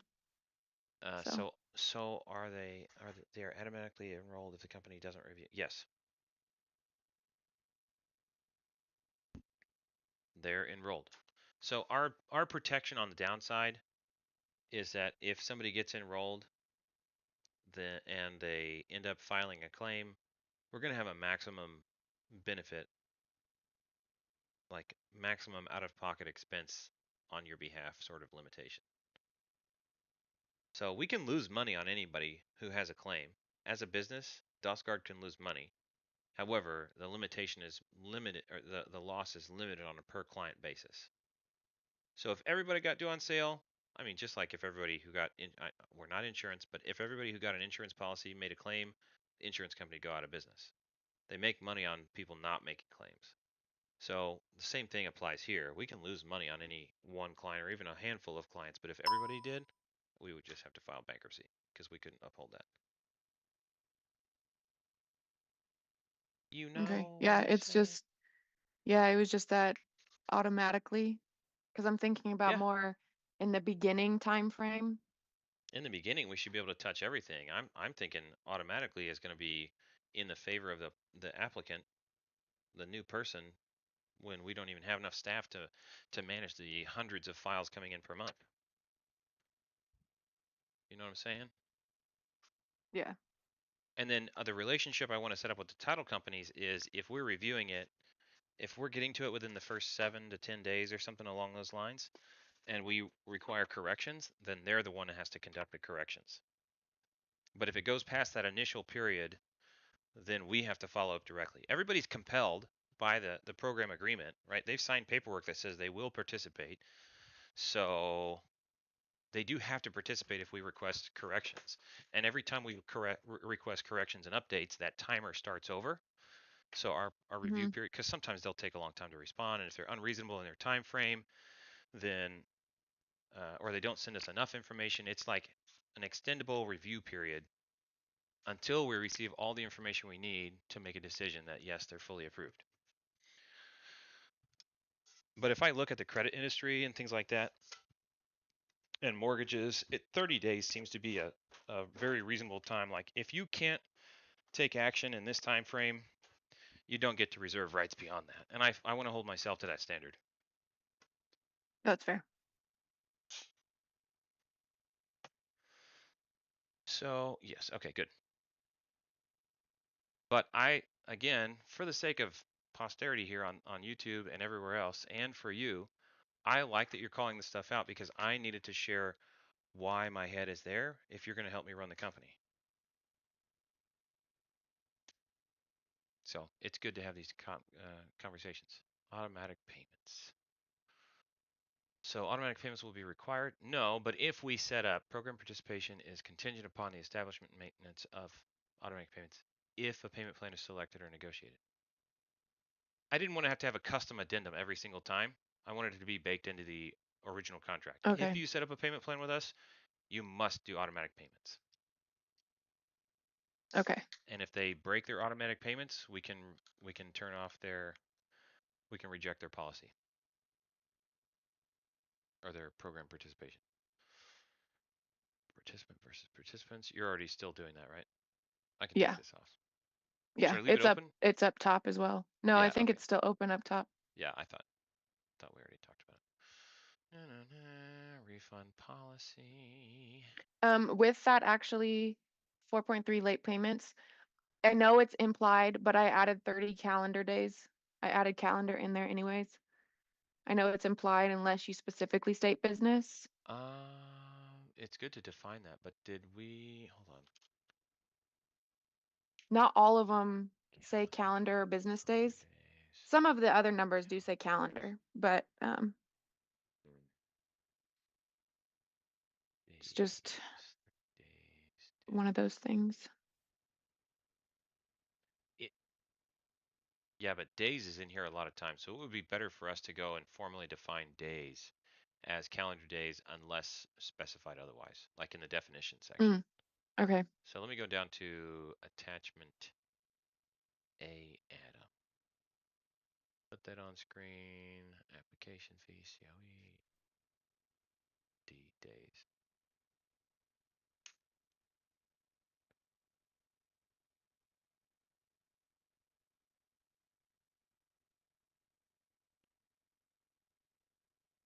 Days shall mean. See if it's in our promise right. I just added another comment because program participation is capitalized again, but there it does reference participation fee. So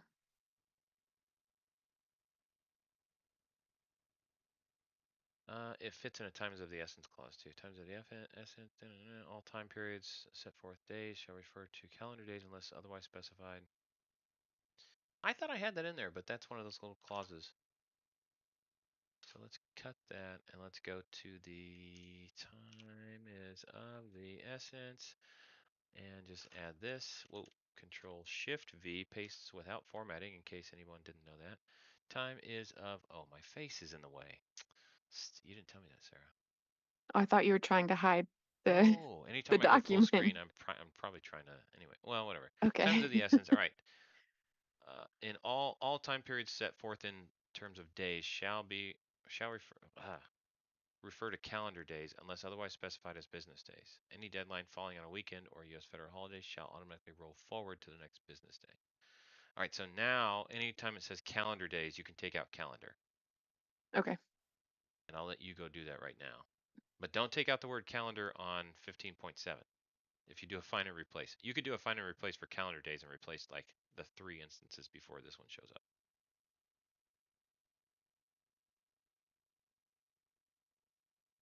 You dig? Yeah, it's only used 3 times. We don't have a governing law section? 15.7. Oh my No. goodness. You do reference the state of Kansas, Leavenworth County, Yeah, okay, but yeah, that's there's it. no overall governing law Resolution of section, so I don't. disputes, jurisdiction and venue shall be governed by and Yeah. construed in accordance with the laws of the state of Kansas. It's there. Okay. I didn't know if it needed to be a separate governing law No, either. the word jurisdiction Okay. is what that means.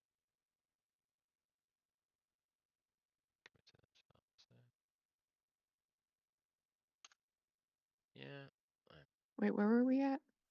I don't know. Section 4. Section Oh, yeah.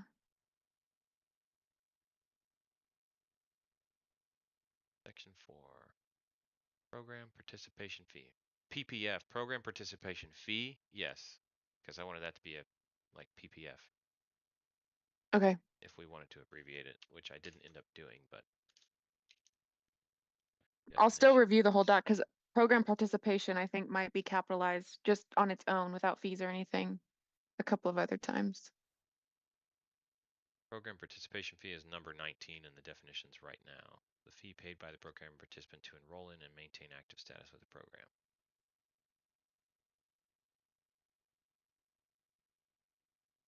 It's also, I also state there, it's considered earned in full. Basically, if somebody terminates the program before they finish paying, they still owe us the rest of the money, is what earned in full is talking about. Well, the reason I mentioned that is because like section 3.3 reinstatement, participant seeking program participation, the program is capitalized, so things like that. Or Yeah. it's not directly related to the fee itself. Program is also in the defined terms. So we have program, program participant, program participation fee are all capitalized terms. But program So, participation is not. okay. So the program needs to be capitalized, the participation part doesn't. Correct. Okay. Program participant refers to a party, and that is a capitalized term. Program participation is participation in the program. The program is capitalized, but participation is the activity, not the person. Okay, section 5. Program participants' responsibilities. You can't say that too fast. You trip up pretty hard. No. My face. That's why I said partition earlier. There's my face. Active or passive voice? I really wanted active voice, but whatever. Agrees to adhere to the following standards.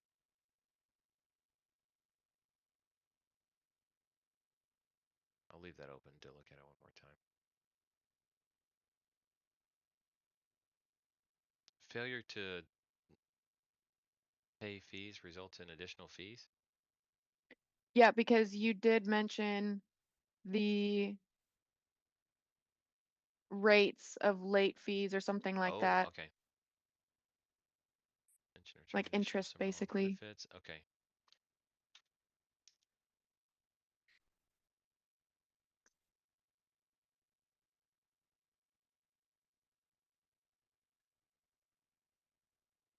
Additional fees just sounds silly. We're talking about late Late fees. fees, I don't know. Yeah. Maintenance. Responsible for ensuring all loans. Oh, isn't it supposed to be, is it loans or liens? I think you were leaning towards liens. Number 15 on the definitions says loan, see lien. Lien, when Mm-hmm. capitalized, lien shall mean covered lien. Which I think actually is still loan. Oh no, it says loan/lien. Okay. What does? On the first page, it says Yeah. when these together separately, covered loan or covered lien, so it does refer to it as both. Yep. So the fact that the word loans is capitalized in this paragraph 512 Mm-hmm. and that we can see it as loan in the definition section and so it's like a nested reference. It flows better. I'm good with it. It's not a problem. We can track it all down. Again, we're on version 1 to use. Loans secured by the property remain current. And the reason I use loan is because it's a loan that's secured by the property. The security instrument is the lien. It secures the loan. But yeah. Ensuring that all loans remain current and all payments are made in a timely manner. Any lapse in payment may limit or eliminate eligibility for remediation benefits. Now that's kind of general, and we need to set up our standards. I don't know if I said 90 days, but if somebody has a late payment within the last 90 days and there's an acceleration, they're not going to get full benefit. I mean, we can fix it. I'm sure we can, but they're not being responsible, and which is drawing attention to the loan. Yeah, I don't think you mentioned 90 days specifically, but you do I know. mention that if there are any late payments or something, they have to let us know. Yeah, which Or they they're won't. supposed to let us know. Yeah. Yeah. This is a deep agreement. It's like, hey, if you fail in your own duties, you're supposed to tell us about it. And if you don't, that's a violation of the terms and conditions for which we can reduce your benefits. My goal is to save people's butts, but my goal is also not to have my shirt handed to me. So That's why I'm not creating a ton of entitlement. Some attorney's going to go back and look at this like 2 or 3 years from now. I know we're going to be in court for something, and somebody's going to say, yeah, well, we have a video of when you were writing this in the first place, and we understand your intentions and blah, blah, blah. So my intention, Mr. Attorney, or Mrs., or Miss, or whatever you call yourself, is that I really want to help people, but I need to limit how much somebody can extract from me as a business because that limits my ability to help other people. I can't help a ton of people if one person's like, you suck, give me $1 million. I'm here to help people. And so, in the interest of helping people, I have to limit how much of a claim any one person can make. Insurance companies buy insurance for their insureds. Like they cross insure. It's crazy. Insurance for their insurance. It's crazy. Yep. If you get a fat claim, then you're insured against it so that your out of pocket is like 200,000 on $1 million claim, and other insurance policies kick in to cover your coverage. It's crazy. Anyway, Co-insurance is what that's called. there you go. So I've come across at least. So I do want to be vague here. Any lapse in payment may limit or eliminate the eligibility because we can just publish updates that say you must be current within the last 90 days or else your claim benefit is Updates to what? reduced. Like an addendum or an Term update to this agreement? terms and conditions. We Oh, once they're okay. members, we can send out terms and conditions updates for the most part. Okay. Although this agreement Like doesn't say we PayPal can do that. does 50 times a month. Uh, They always no, no, yeah, send, I we've know, but updated our privacy. yeah, flag that at the top. Go put a new comment in at the very top that says we need the right to update terms and conditions. See, this is more of an agreement, but I think there's some operational terms and conditions that we need to reserve the right to update. That's not a version 1 type of thing, though. We need the right to update terms and conditions. Yeah. It's not even without notice. I'm not even asking for that. It's just we need to be able to update Yeah. terms of the core agreement. Where were we at? 5. 5. Okay. Okay. Maintain With that insurance. insurance one, I think because I know for a fact that, especially with some agents, they're like, oh, just get this policy. And then after it's in place and everything, you can just make changes and take off hazard or something like that Yeah. because they can change the policy after the fact. So um, I think we should have in here that we need to be notified if they make any changes to the type of coverage or people covered, Yeah, things like that. I don't want to be actively notified about all changes because we're not going to be able to process. If we have 1,000 policies and 40 people update their stuff, I don't want that many updates. However, we set the standard of what we're willing, like when we review the policy, we set the Hmm. standard and they have to maintain. And if we want to see a copy of it, we have a right to look at it to make sure it's acceptable to us. But Okay. if we publish what the standards are and they go change it and then they try to make a claim and their change to the insurance policy is what triggered the due on sale after we approved and told them what we require, that we're going to have another one of those little conversations like, you're causing problems here and my goal is to help you, but you've made it more difficult and more expensive. And now because of that, your benefits are affected in this way, which may be like we require a $500 deductible if the cost of remediation exceeds XYZ. Or we can do whatever, not in a sense of whatever the crap we want, but in a sense of we need to be reasonable in both directions. And if our client is taking undue risk, this is not an unlimited insurance policy. It's not even an insurance policy.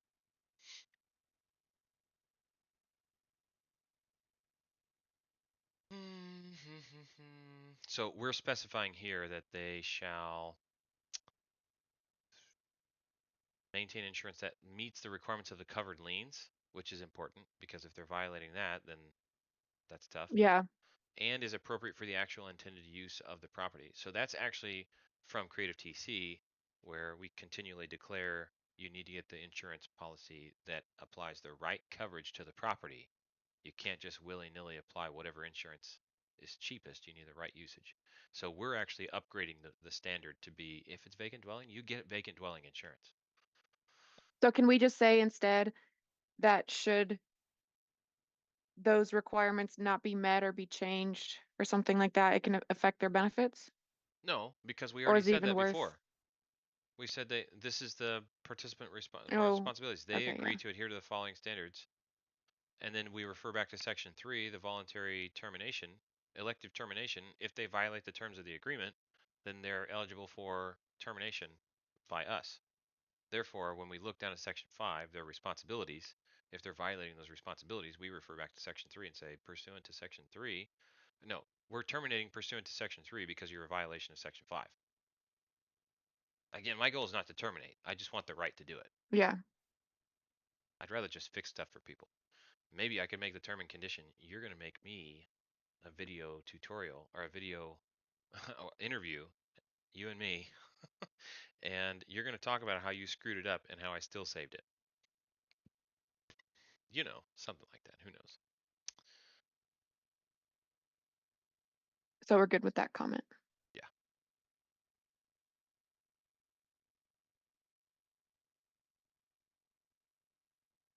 Obtain updated contact information with covered liens. If I were the participant, the way I would read this or understand it is like the lien holder, so like the bank, if they send a notice or if they need to get something from the bank and they have to rely on that third party to send it, What third party? they might not get it in a timely manner. What third party? They rely on a You third party say, who?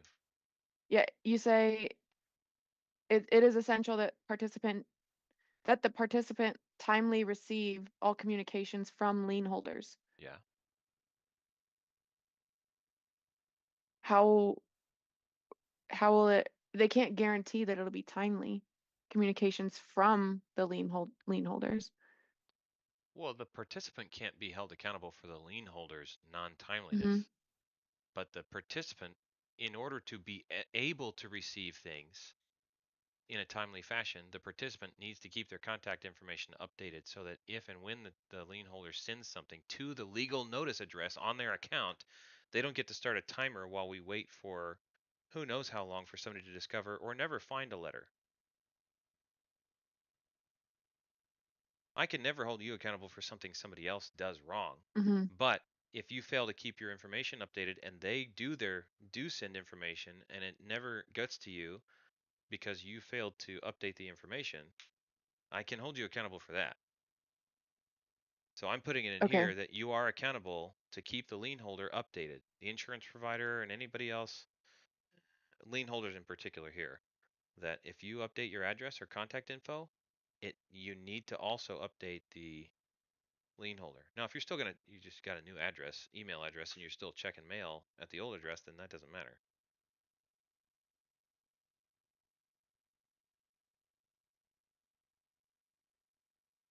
Obtain a copy of communication. All communications to and from shall be retained and made available to the company upon request. Email, text messages, etc. I'm thinking of yeah, like chat transcripts, things like that. I think it might be beneficial to add why it's helpful. I don't know if you agree or not. Like why they need to um, retain even the most trivial seeming communications.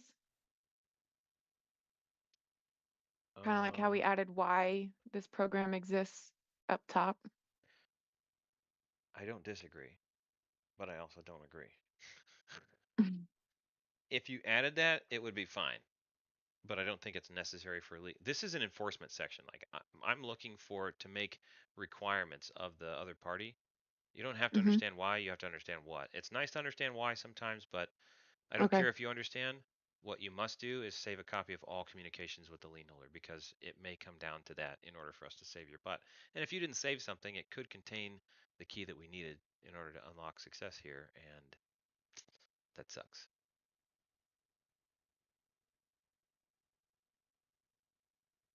Although the note almost does what you're talking about. company insists on participant making and retaining a recording of each phone conversation with any lien. I agree. That should be down in the. I don't mind leaving it here, but I agree it should also be initialed, the phone conversation thing.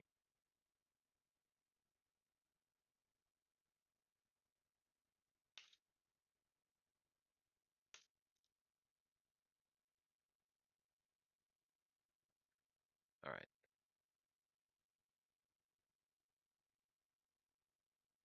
You have a time of the essence. Oh, you found it, Lauren. You just could have resolved your own comment. Yeah, Instead, you I left another didn't. comment. Yeah, because well, I did it above too, but then I had another comment to add, but this one didn't go that same way. I think we actually might have already covered the next one in a similar fashion. What? Like authorization.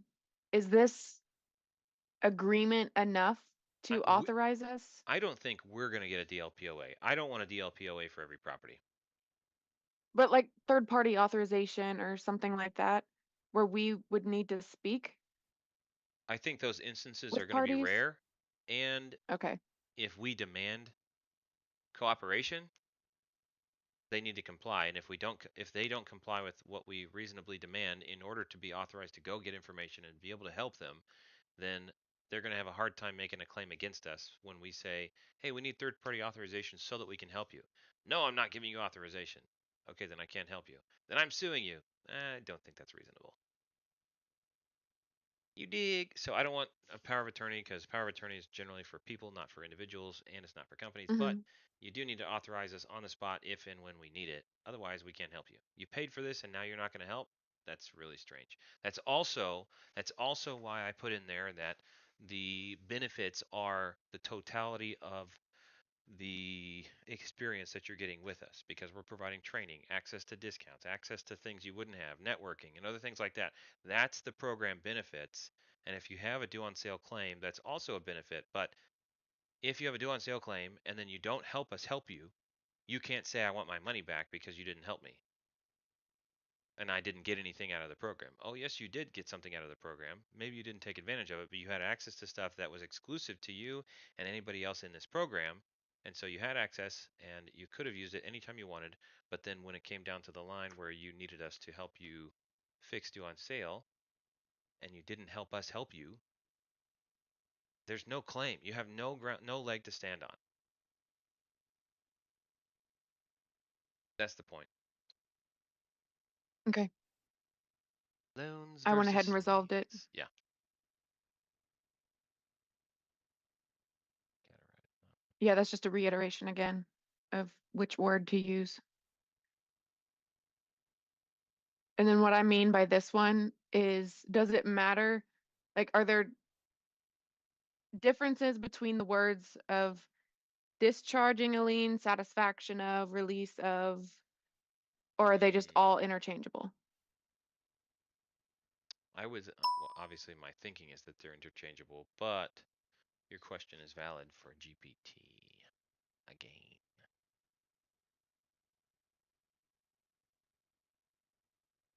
That head in just a moment.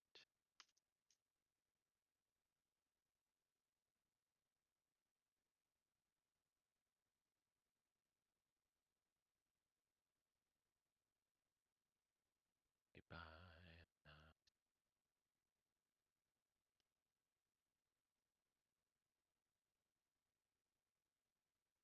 In the following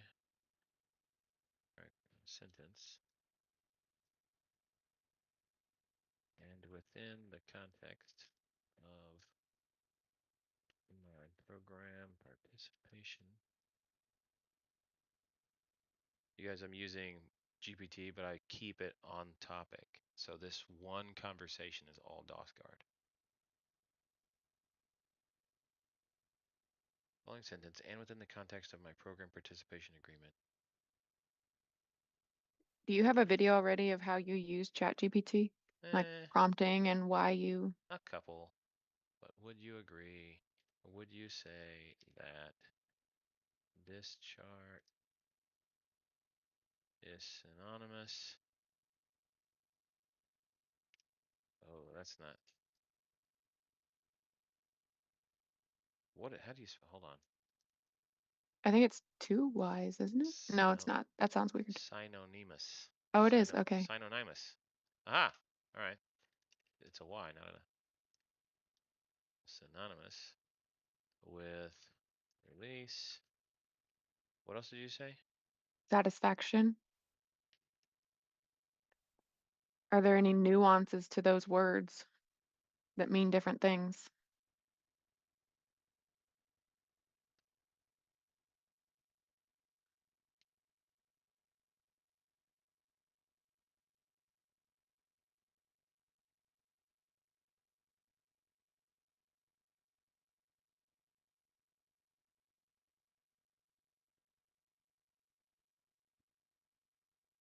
My goal is for participants to notify me of when any lien is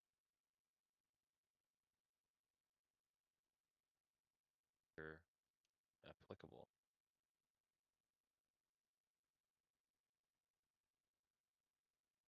Let's see what we get. Go, GPT, go!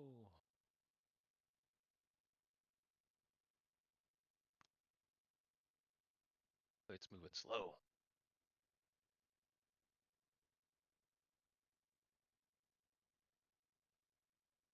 I do mean a formal end to the lien through a specific legal process, but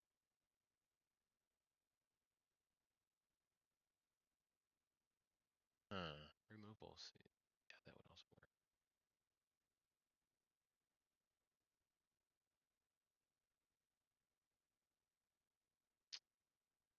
I like removal better.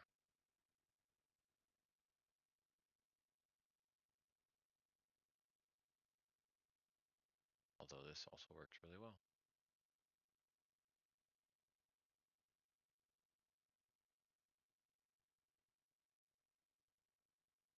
Perfect.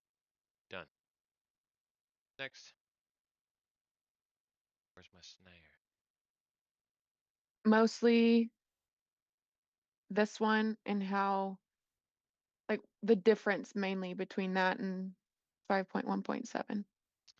Because it's the Cooperation. So, participants' responsibilities, the one up above, I guess, and then the one below is reporting and communication. But that's still the responsibilities of the participant, okay, what is section 5? reporting and communication. No. And section, What is section 5? oh, it's still, never mind. Okay, yeah. Program participants' responsibilities. Then 5.1.7, provide information upon request. This is really generic. Your general Mm-hmm. duty is to provide information we request. And then 5.3, which is not a subpoint of 5.1. Mm-mm. So It's 5.1 is compliance with program standards. So program standards are that you give us information when we request it. 5.3 is cooperation during remediation efforts. And you have to cooperate with the company, 5.3.1. So which could include providing information, but also attending meetings or calls okay. and performing any actions we reasonably request in an effort to facilitate a resolution of the acceleration event. Yeah, I don't think it overlaps Okay. because this is specific to remediation events.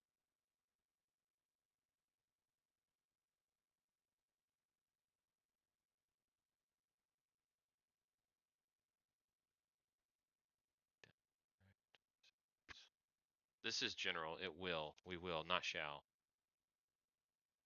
Objective of, so we will do stuff, provide direct and indirect services. We're going to do stuff with the objective of reducing likelihood of an acceleration event and remedying an AE should it occur. Yeah, I'm good with this as is.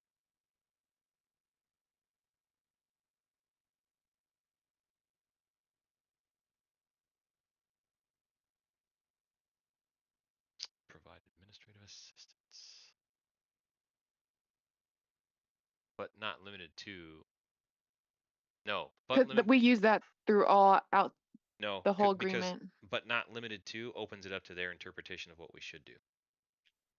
Okay, If they want to make a demand, if we say including but not limited to, they can say this is a reasonable thing that you should be doing, and your okay. agreement specifically says but not limited to, and therefore I find this to be a reasonable inclusion.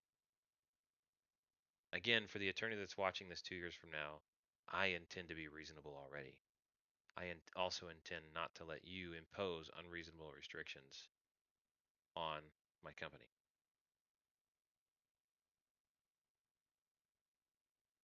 Okay, scrolling rolling down to section 6225.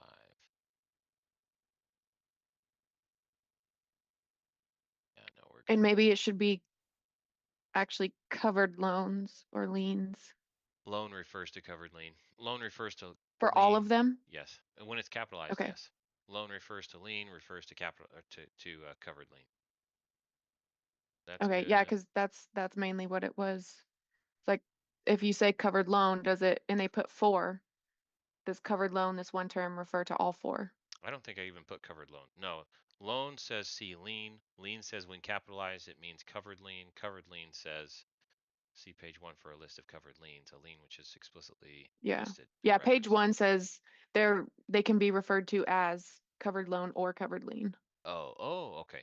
Well, we don't say covered lien covered loan anymore, I don't think.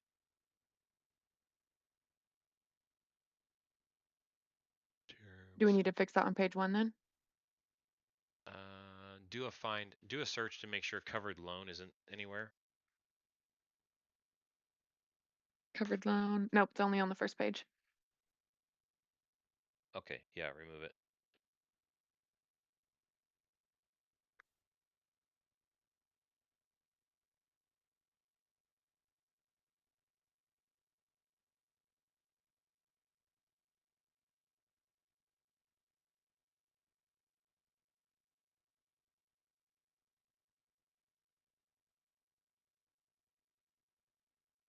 What did I mean? Did you mean Let me go back up to the, no benefits until enrollment? No benefits, rights, or privilege shall be due until they're officially enrolled, which is contingent upon our acceptance of their application following the review period specified in the fees and payment terms section, which was like section 3 or 4 or 5? 4. 4. Yeah, I didn't want to put a section number because it was all shifting. So Oh, okay. is it still called fees and payment terms? I believe so. Yeah. Yes, it You is. better find out. Fees and payment terms. Yep. Okay. During. I think this comment's fine.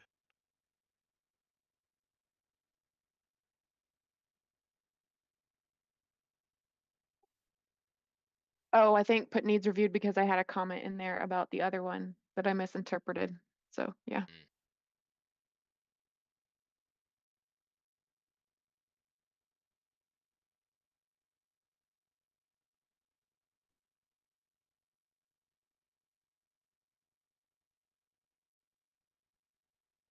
So is it done? This one? Comment?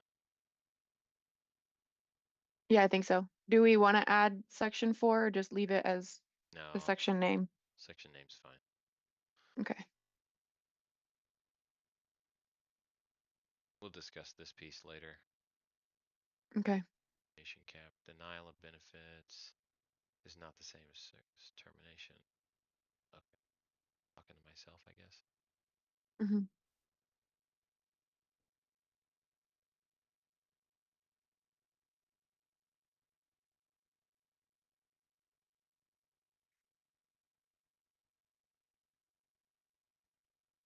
What do you mean? Is this service, is it really or, hold on. What word is that? Rely. Oh, wait. Oh, yeah, it's supposed to be really. Okay. I don't know why it did that. So it's under exclusions. Oh, is a remediation at the expense of the company is what you're asking in the first place? Hmm. Yeah. Dothguard is gonna DOSGuard may bring it in-house, but DOSGuard is a sales organization, not a performance organization. It will deliver some services in the form of like a web portal and connections and promotions and discounts and things like that at some point, but it's going to contract the remediation to competent other companies and attorneys. Competent companies including Creative TC, obviously, who has already fixed plenty of due-on sales. But yes, is advised to seek its own independent counsel. The only advising I'm going to do is advising somebody to seek legal counsel. So yes. Okay. Although encouraged is a better word. My thought was just to keep it Yep. consistent throughout that we don't advise I was going anything. to say, yeah, I agree. It's better to just never say you advise anything.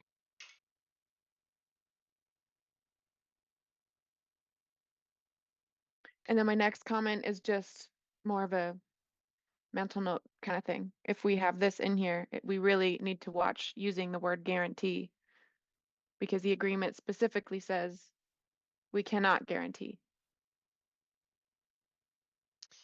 Yeah. Well, that's why I went with program participation agreement Hmm. up here at the top. Instead But of guarantee, yeah. but verbally, I've been saying guarantee to people lately.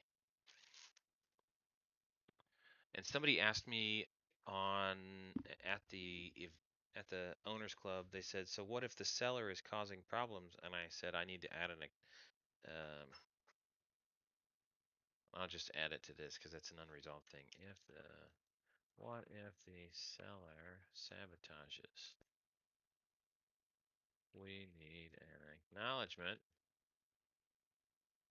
for the program participant that other parties, such as but not limited to the borrower, can intentionally disrupt our ability to remediate."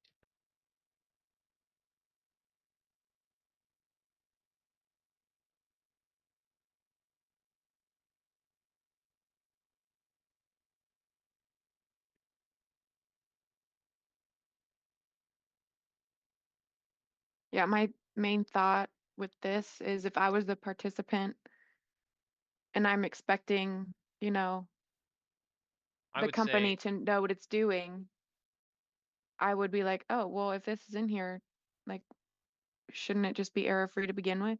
Like, what am I even paying you for? Kind of thought process. yep, I agree. And so we're not going to be a fit for some customers because they're going to get stuck on that one thing, and it's a valid question. Okay. However, I think our credibility precedes us. Hmm. Not necessarily DOSGuard, but me and Creative TC. We have And already actually, fixed it before, and so it's we've done it plenty of times, but we can't guarantee perfection. yeah. So the Um, guarantee, if I go back to guarantee language for the name of this thing, mhm. we're going to guarantee that we will take reasonable efforts to resolve, but that doesn't mean we can guarantee the result.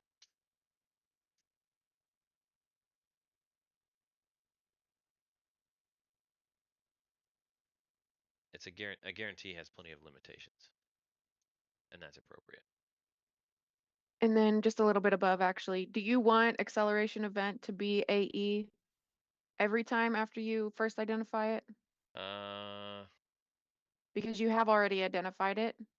in this section, You want it to be by section yeah, each main for the whole numbers, not document. not 8.1 and 8.2, but section 8. The first time it appears in section 8 Okay. and all the way through section 8, I want it to be this way. But Okay. if 8.2 and 8.2.4 or whatever also had it, then AE is fine after that. Okay. That was what I wanted. That's what I put at the top. Okay. We'll need to fix it for number 9, things like that.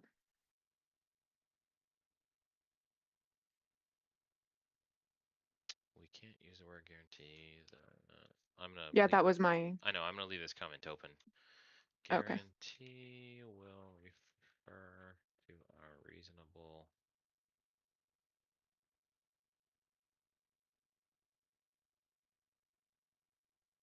Can I use this agreement right now? I think yes. No, not doing it. Initials there, it doesn't need it. Council, who's council? Valid question. Should we change anything there? So this section is for confidentiality overall and the participant agreeing to keep confidential information. Yeah, I think if you just say it's council. If the Okay. program participant retains its own counsel, legal counsel, hmm who provides a written opinion, then sure, that's fine. That was really easy to resolve. I must have been working on that late at night. I start, I don't know. Great secret.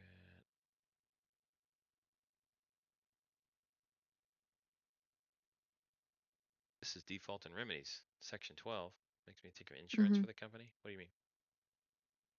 Like, um, I don't know what kind of insurance it'd be, but E&O or whatever type of insurance, it just makes me revisit that whether the company itself would need insurance if there were any claims or anything like that made against the company. Yeah, we had category that's probably not going to be offered insurance. Remember how Creative TC ended up? Yeah. I think it's going to be the same thing. Really, both companies are real estate consultants. So yeah, general liability policy is not a bad idea, but we're going to have a hard time getting payment for any claims, depending upon how those claims come in. And other people will word them in such a way that they're probably going to be ineligible for coverage.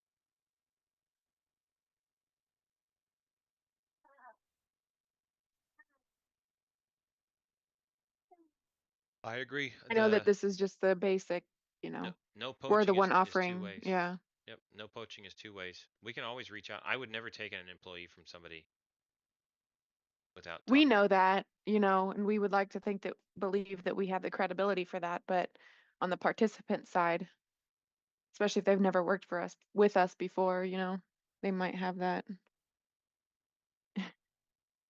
reservation. Well, it's But then also again, does it? it's unequal damage. Like if somebody stole like poached one of our employees, we're hmm very specialized. This is unique knowledge, unique insider knowledge, and it would be very damaging to us. As compared to them, they're most likely property managers, owners, TCs, title companies, like mass. There's a dime a dozen type of industry with employees who are a dime a dozen. So poaching one of them is not proportionate to poaching one of ours. That's like if we poached, and we're not going to, but if we poach somebody's receptionist, generally that's not going to be anywhere close to somebody poaching an attorney or somebody who is super qualified and super trained that's working for us. So yeah, this is a one-sided Okay. component. And it is appropriate, and I did research it with GPT extensively about is it imbalanced for me to have a one-sided no poaching agreement? Somebody can still take a claim. Like if we poach somebody, you can still make a claim that it damaged their business, hmm and if you can demonstrate damages or losses, then you've got a valid claim. But I'm not going to make anybody entitled to that. We're going to be the ethical ones and uphold our end, but we just want to ensure that others can't jack us. Okay.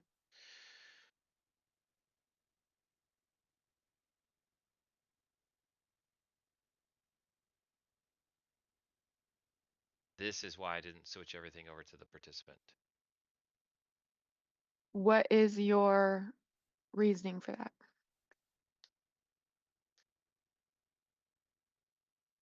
Like, what would be the difference between saying you agree and participant agrees?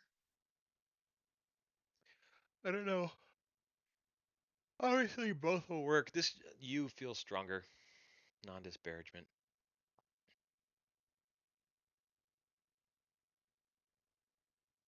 What if the, Yeah, we'll just change it to the participant agrees.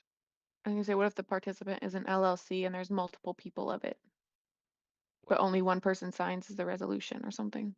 Well, they're going to have to certify that they have the authority to do so, number one. So neither Mhm. participant nor participants, employees, agents, or representatives directly or indirectly will make any statements, oral, written, blah, blah, blah. Oh, what's popping on my calendar right now? Oh, I've got a private We can chat. push it back 30 minutes, actually. Oh, you're in here. I 30. If you want to push it Yeah. back, you can. Yeah, I think it's best. Okay. Wait, I'm just checking my calendar. Yeah. You're live streaming. Don't say anything sketchy. Okay. Oh, you live streaming right now? Yeah. Is Oh, my little cool. fast forward button showing? Yeah, it Yeah. is. Okay. I don't think you made that general announcement though I to the didn't team announce that that that's to what the it team. means. Yeah. So that's what I thought it meant, that, hey, if you're gonna ask me questions, hurry up. I'm busy. That should That's always be true. that's what always I thought true. it I was don't need too. to have the little fast forward to say, hurry, get to the point. Bottom line up front. No, so I got to Yeah. pick it something. Yeah, I think that's what I'm going to use for I'm live streaming. So watch your mouth when you come in. Don't come in saying, "Hey, John Smith asked me blah blah Right. blah." Okay, cool. Oh yeah, I'm gonna push back then. Okay, drag and drop, and I'll accept. Okay. They used to call me drag and drop.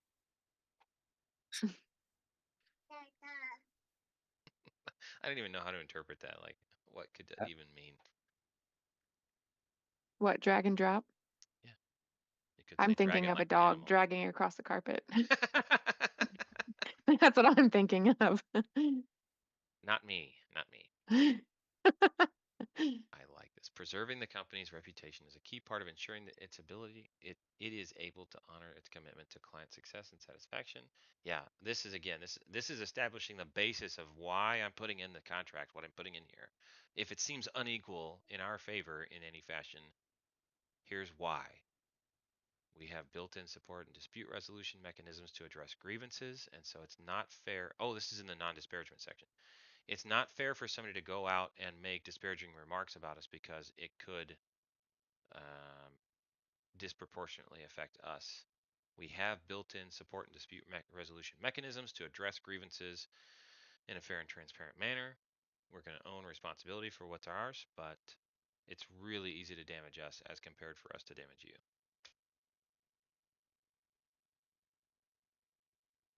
Cool. My next one was what is the difference between those two sentences? Or is Failure it just to a restatement of the Nope, first? they're two separate things. Failure to enforce any provision shall not operate as a waiver of that provision. Mm-hmm. So if I don't enforce, that doesn't mean I've waived it. Next, if I do waive anything, one portion or anything, that does not also mean it's a waiver of any other provision in any fashion. Nor does it constitute a continuing waiver of something forever. So if you're late and I waive a late fee, that doesn't mean you're entitled to a waiver of late fees across the board forever or any other penalties.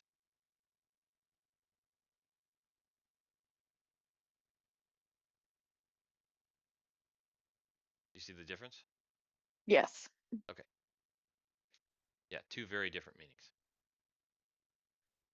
Oh, we already addressed the governing law.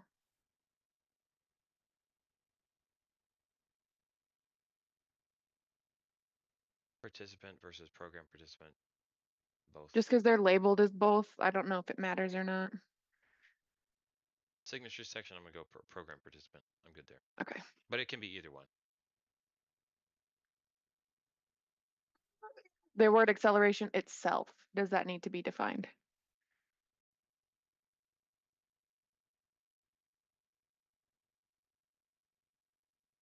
What about number two?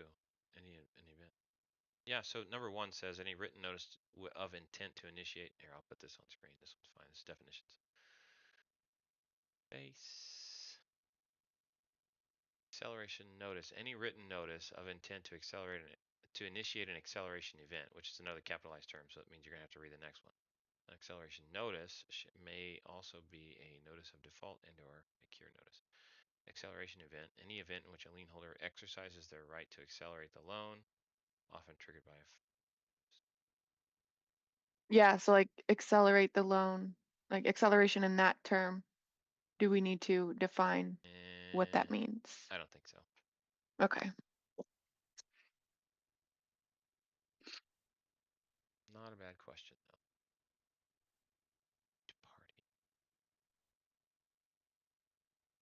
still say it's a week. I don't know.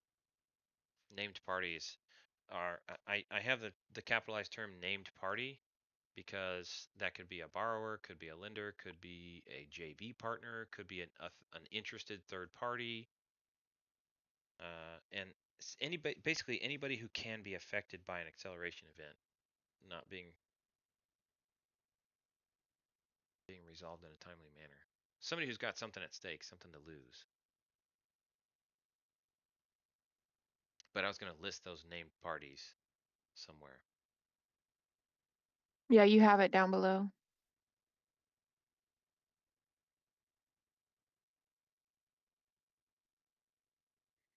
Hmm.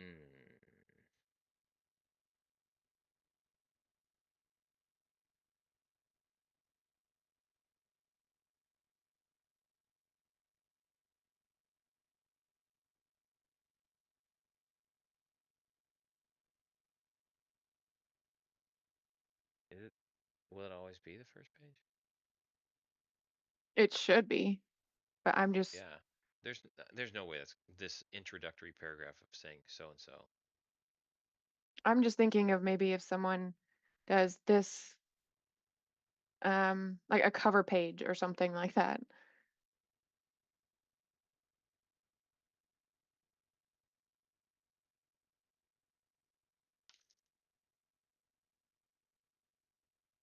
This is definitely stronger language. Specifically the entity named as the program participant at the beginning of this agreement. Yeah. So specifically defined and generally defined. And entitled to benefits.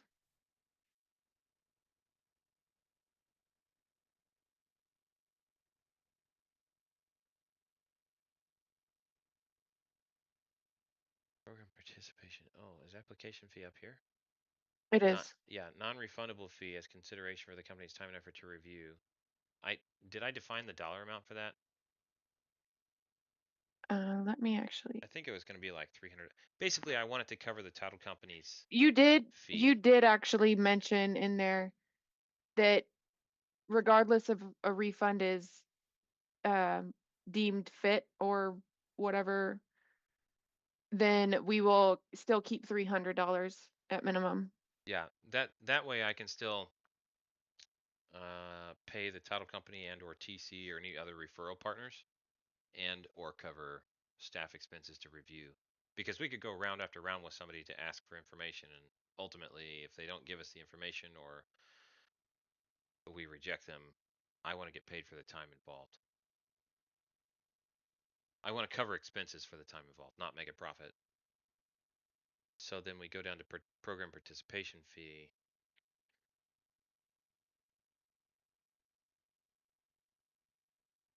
The application fee is part of the total. Does it say that on application? A non-refundable fee. It doesn't say that it's part of.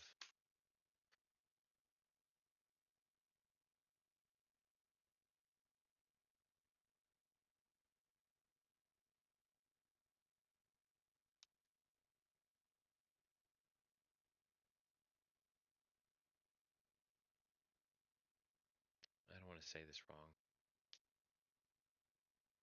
Counts toward? How do we reference EMD to the purchase price? Oh, good question. Shall be applied.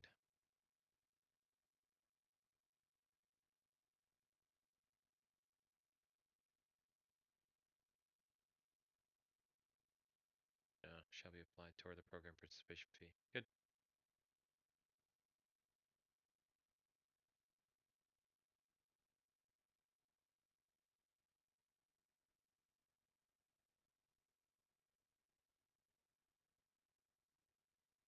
Yeah, this one is confusing Yeah, these grammatically because are kind of my raw thoughts. if you take out the conjunction and separate it into two sentences, it doesn't make sense. While the company will seek input from the named parties and will seek to understand the needs and desires of the named parties. disjunctive separation. It is complex structure though.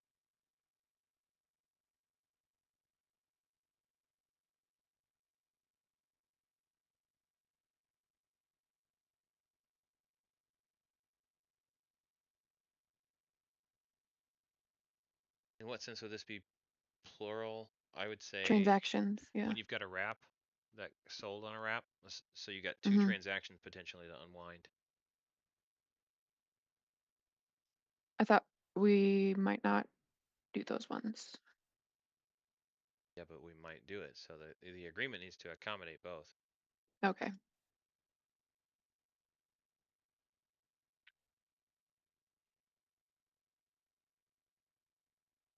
Seek input from. Do you have a suggestion for grammar here? Well, it depends on what you're trying to get at, because if you just delete two, is it still accurate to say, well, the company will seek input from and understand the needs and desires? Because then you could say, we'll seek input from the named parties, or I think to input will seek to understand. We will understand by getting input. So if I take out input from, the company will seek to understand the needs and desires. Yeah, that's fine. That Yeah. fixed it.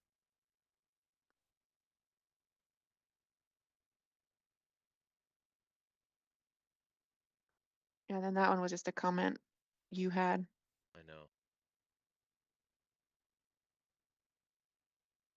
I'm not sure what you mean by that though, how it seems disingenuous. Probably buried in a section. Sole and absolute discretion teams reasonably necessary. This goes back to your question, why would I continue if you really aren't held to any standard, like you don't have to do anything? Mm. I think we discussed that well enough before. Do you also want to spell out AE? Because this section, it hasn't been, for this exhibit, I mean. Yeah, go ahead, thanks. Okay. Company makers, third party service providers. Oh yeah, it spells acceleration event out on the next one. On number 4.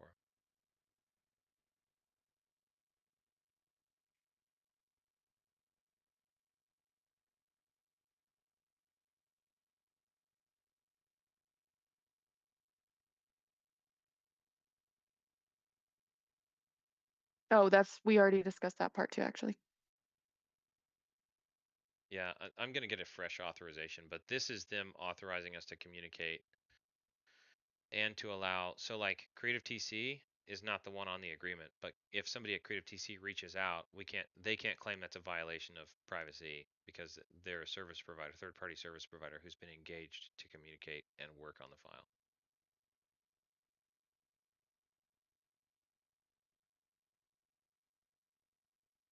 Yeah.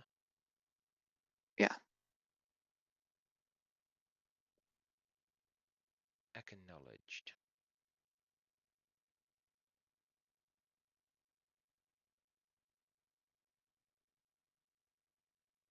I already explained how Mm-hmm. the survivable sections survive. And we just need to change that to removal. Yeah, go ahead. Go for it.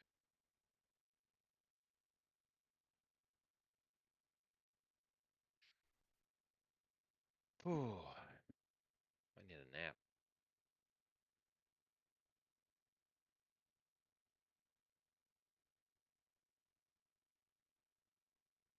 So, dry run, failure. Or maybe this was the driest run ever. So dry we didn't even get to the finish line. Who knows?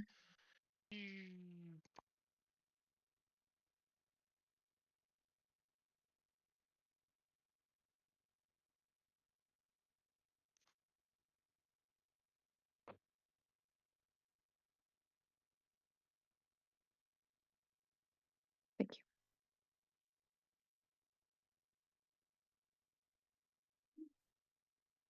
Do you want me to remove the asterisk before the sections that have one? No, I'll look at them all together one more time Okay. See why it's like that.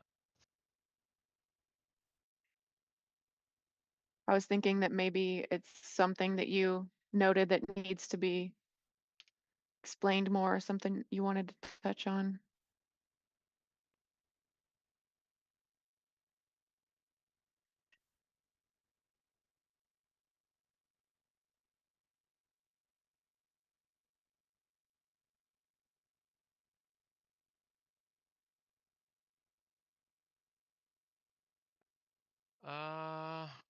I think. What else can I? Do you have other stuff to do today?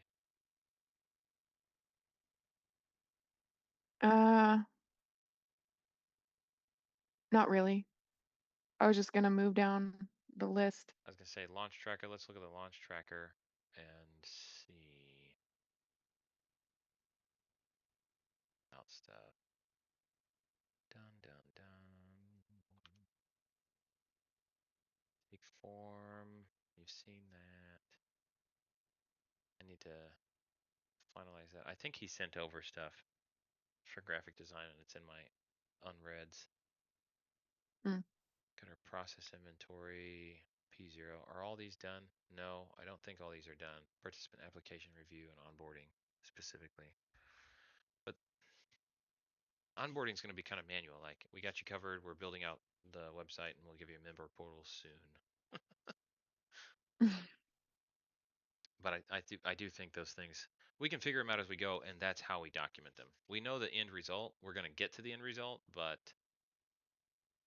we haven't done it to be able to say step 1, step 2, step 3, step 4. So, okay. Launch initiatives.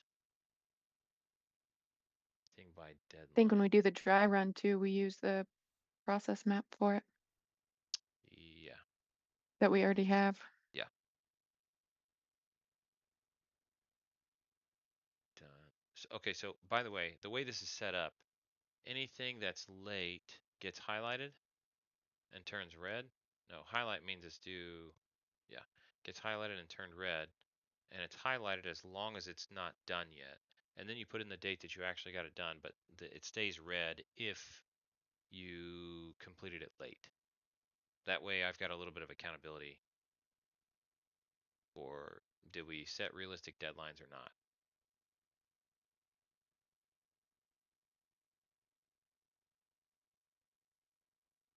Question actually for Exhibit A in definitions. Number 2 has acceleration event with the abbreviation, but definitions down below still spell out acceleration event. Do you want to convert those to AE I don't think so. or I might leave be them missing. spelled out in the definition? I might be missing something. What section? The definitions, Exhibit A. Yeah. So number 2 is acceleration event, Uh-huh. which is AE. But then there are other, so like number 16, for example, named party references acceleration event spelled out, not as the abbreviation. Do you want to Yeah. leave it like that, or do you want to abbreviate? I think everywhere it's in the definitions, it's full spelled out. As long as it's Okay, consistent, but I think spelled out's ideal here. okay. But it's not going to make a difference in interpretation. No, just for consistency.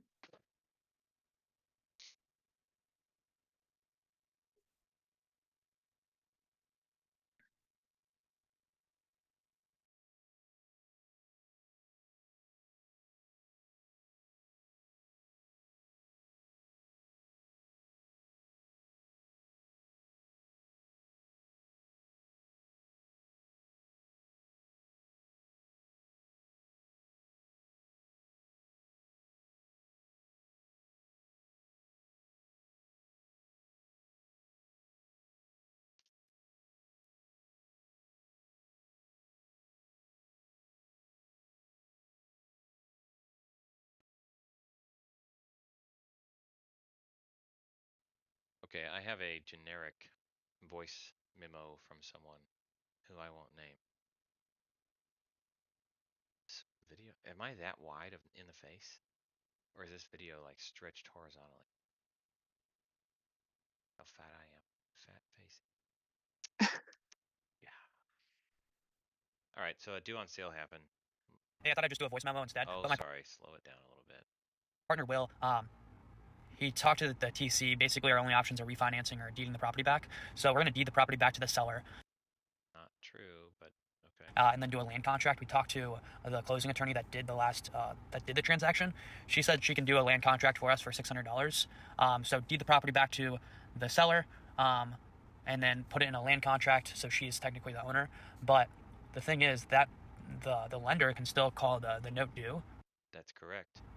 Regardless, like we're gonna send him a letter saying, hey, XYZ happened. Can you check again? The deed should be back in my name. Please don't foreclose. But I'm not sure what else we can do. So I'm going to send him first to my due on sale clause page at Creative TC. Creative TC due on sale. For real, you guys. You guys need to know about this. You need to read it. You need to share it. Yep, they sure can reaccelerate. Boom. Have a look at that. I'm messaging him at that page there. I have 8 strategies.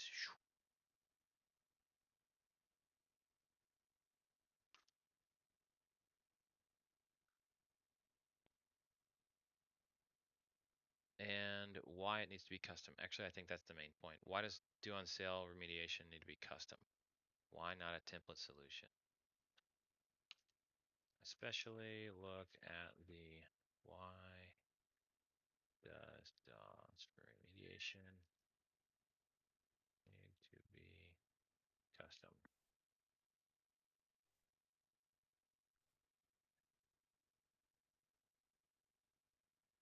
Hello, kitty cat. Hey, my cat just punched me in the mouth. Probably because I'm holding her in the air like this. Hey there. Thanks for not clawing I me still have the yet. picture from when you stretched her out in one of the Saturday She's so long. Zoom meetings like a year and a Ow! half How come ago. you got claws out? I put you down. She's not playing. But you come in here meowing, and then you don't want picked up. Why? You just want me to know you're gonna eat? Oh, make sure you feed me. It's over there. Go do it then. Be quiet about it. How about that? Don't want attention, don't talk. I sent him that. He's got the links.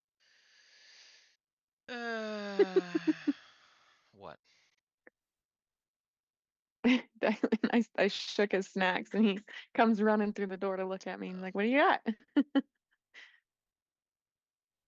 I'm going to filter this list on what's done because we don't really need to look at that. We need to find out what to do next. Filter, undo the dones. Okay. Well, the dry run. For the dry run, are we missing anything for the dry run? Well, do we need a fake settlement statement or anything like that? No. I'm going to put a date on our dry run.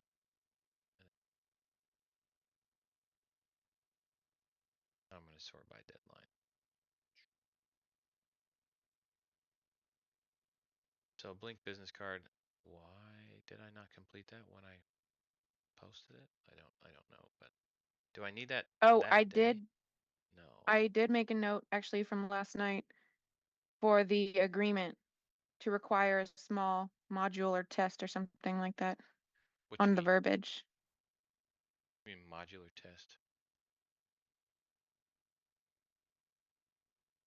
for reading the master agreement.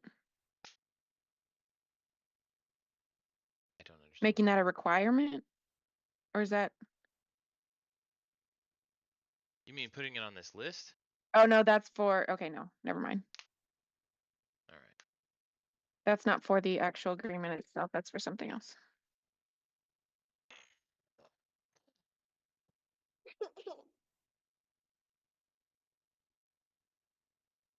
Yeah, appointments with title companies, sketching processes, buyer personas, creating surveys. So what surveys are going to be useful in marketing? Like, and statistics do we want to show? Like X% of respondents, of wholesaler respondents, believe that being able to, that having a due on sale guarantee will help them close more deals. Like, what stats will we like to be able to display, and then structure a survey to ask questions that would lead to usable information. Honest questions, not worded in a scammy way, obviously, but you know. Okay. So you've got items on here that you can pick and start pursuing. Yeah. Okay. Is actually the calculator on there? It's in the marketing kit, line 66, item number 63. Okay. And you see why I have a number that's unique to each one, right? Because Mm-hmm. it could change line numbers anytime, so we want to refer to it by its item number. Yeah. Yeah, you could work on And any of that. then, That marketing kit's actually, I think that's in order to oh, you do have the horror stories in there. yeah. So when do we want to be done with that marketing kit? What else is?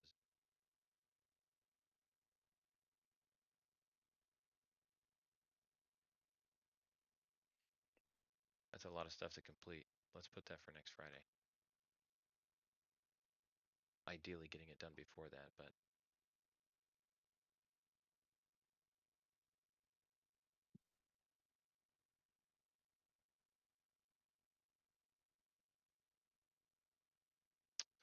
okay.